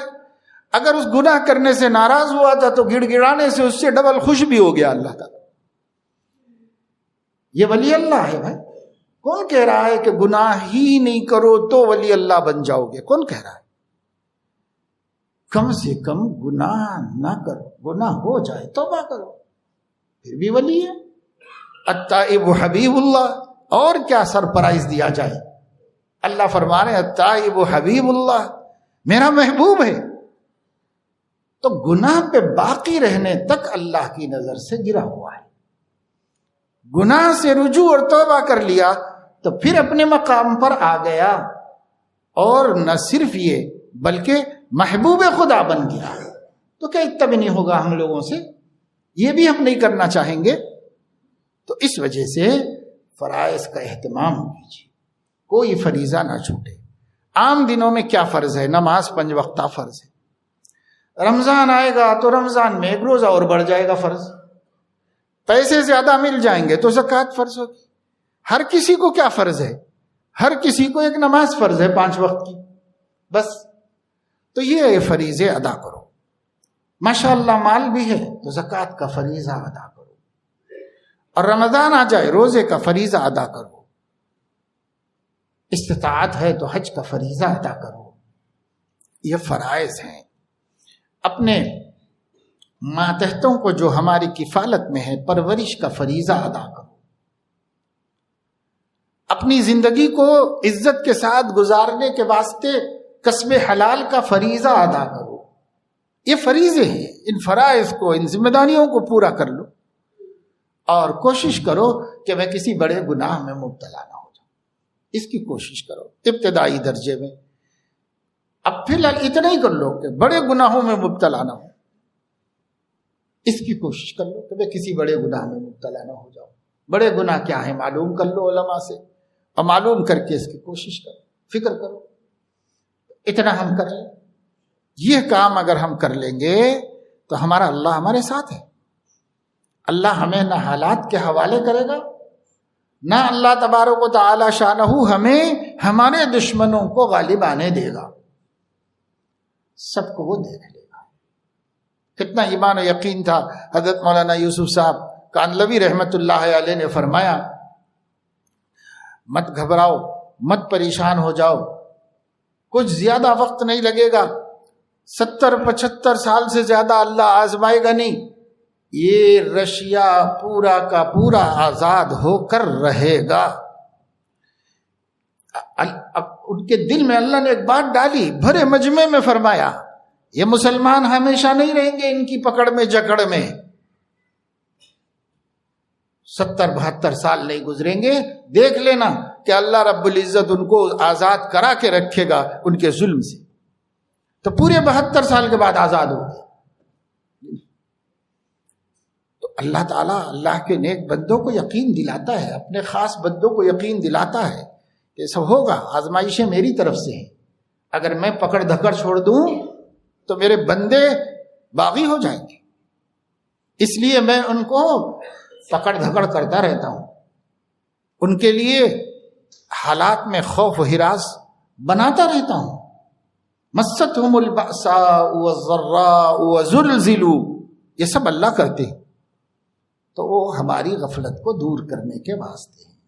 کیا اچھا ہو کہ حالات اور اس ملک کے حالات اور دنیا کے حالات اور اس حکومت نے تو بس بھائی حد کر دی، اور اب کیا ہوگا اور اب کیسا ہوگا اور مسجدوں کا کیسے ہوگا اور مدرسوں کا کیسے ہوگا. بالکل رونے کے بجائے اگر ہم کچھ اپنا جائزہ لے لیں، جو موٹی موٹی اصلاح کر سکتے ہیں وہ تو شروع کر دیں. یعنی فرائض پابندی سے ادا کرنے والے بن جائیں اور محرمات سے بچنے والے بن جائیں. اس کے بعد کے لیے اللہ سے وعدہ کر لیں کہ اللہ آگے کی کوششیں بھی میں کرتا رہوں گا، آپ میری مدد کیجئے. میں سرے دست تو اتنا کر کے آ گیا ہوں آپ کے سامنے، اب اسی کو قبول کر لیجئے اور اسی پر نصرتیں بھیج دیجئے. تو اللہ تو کریم ہے نا، وہ اس پہ مدد بھیجے گا، وہ اس پر بھی ہماری نصرت بھیجے گا. استغفار کی کثرت کیجئے، توبہ کثرت سے کرتے رہیے، بار بار توبہ کیجئے، صبح و شام توبہ کیجئے. ہر صبح کو سوچئے اللہ نے ہاتھ پھیلایا ہے کہ رات بھر کے گناہ گاروں میرے ہاتھ پہ توبہ کر لو. ہماری صبح بغیر توبہ کے نہیں ہونی چاہیے. ہر شام کو سوچو اللہ نے ہاتھ پھیلایا ہے، دن بھر کے گناہ گاروں میرے ہاتھ پہ توبہ کر کے سو جاؤ. اس لیے میری شام بغیر توبہ کی نہیں ہوگی. تو صبح توبہ کرو، شام توبہ کرو، استغفار کرو، گناہوں پر نادم رہو، فرائض میں کوتاہی مت کرو اور گناہوں سے، بڑے بڑے گناہوں سے بچنے کی کوشش کرو. اتنا اگر ہم کر لیں گے تو یہی ہمارے حق میں پہلے درجے کا اتقوا اللہ وابتغوا الیہ الوسیلۃ وجاہدوا فی سبیلہ لعلکم تفلحون. بس یہ حضور علیہ الصلوۃ والسلام نے فرمایا علیک بالتقوی فانہ ازین لامرک کلہ. تم مجھے وصیت کرنے کے لیے کہہ رہے ہو، یہ نصیحت نوٹ کر لو، اپنے اوپر خوف خدا کو لازم کر لو. وہ تمہارے ہر عمل کی شان ہے، ہر عمل کی زینت ہے. اپنے اوپر لازم کر لو تقوی. ہر جگہ خوف خدا، ہر کام میں خوف خدا، ہر جگہ میرا ایک اللہ ہے، دیکھ رہا ہے. خفا بھی ہوتا ہے، خوش بھی ہوتا ہے. خوش کرنے سے خوش ہوتا ہے، خفا کرنے سے خفا ہوتا ہے. ہمیشہ اس کو دھیان میں رکھو، ہمیشہ اس کو دھیان میں رکھو. علیک بالتقوی، علیک بالتقوی فانہ ازین لامرک کلہ. ہمارے مسائل اس سے حل ہو جائیں گے، ہماری مشکلات اس سے دور ہو جائیں گی.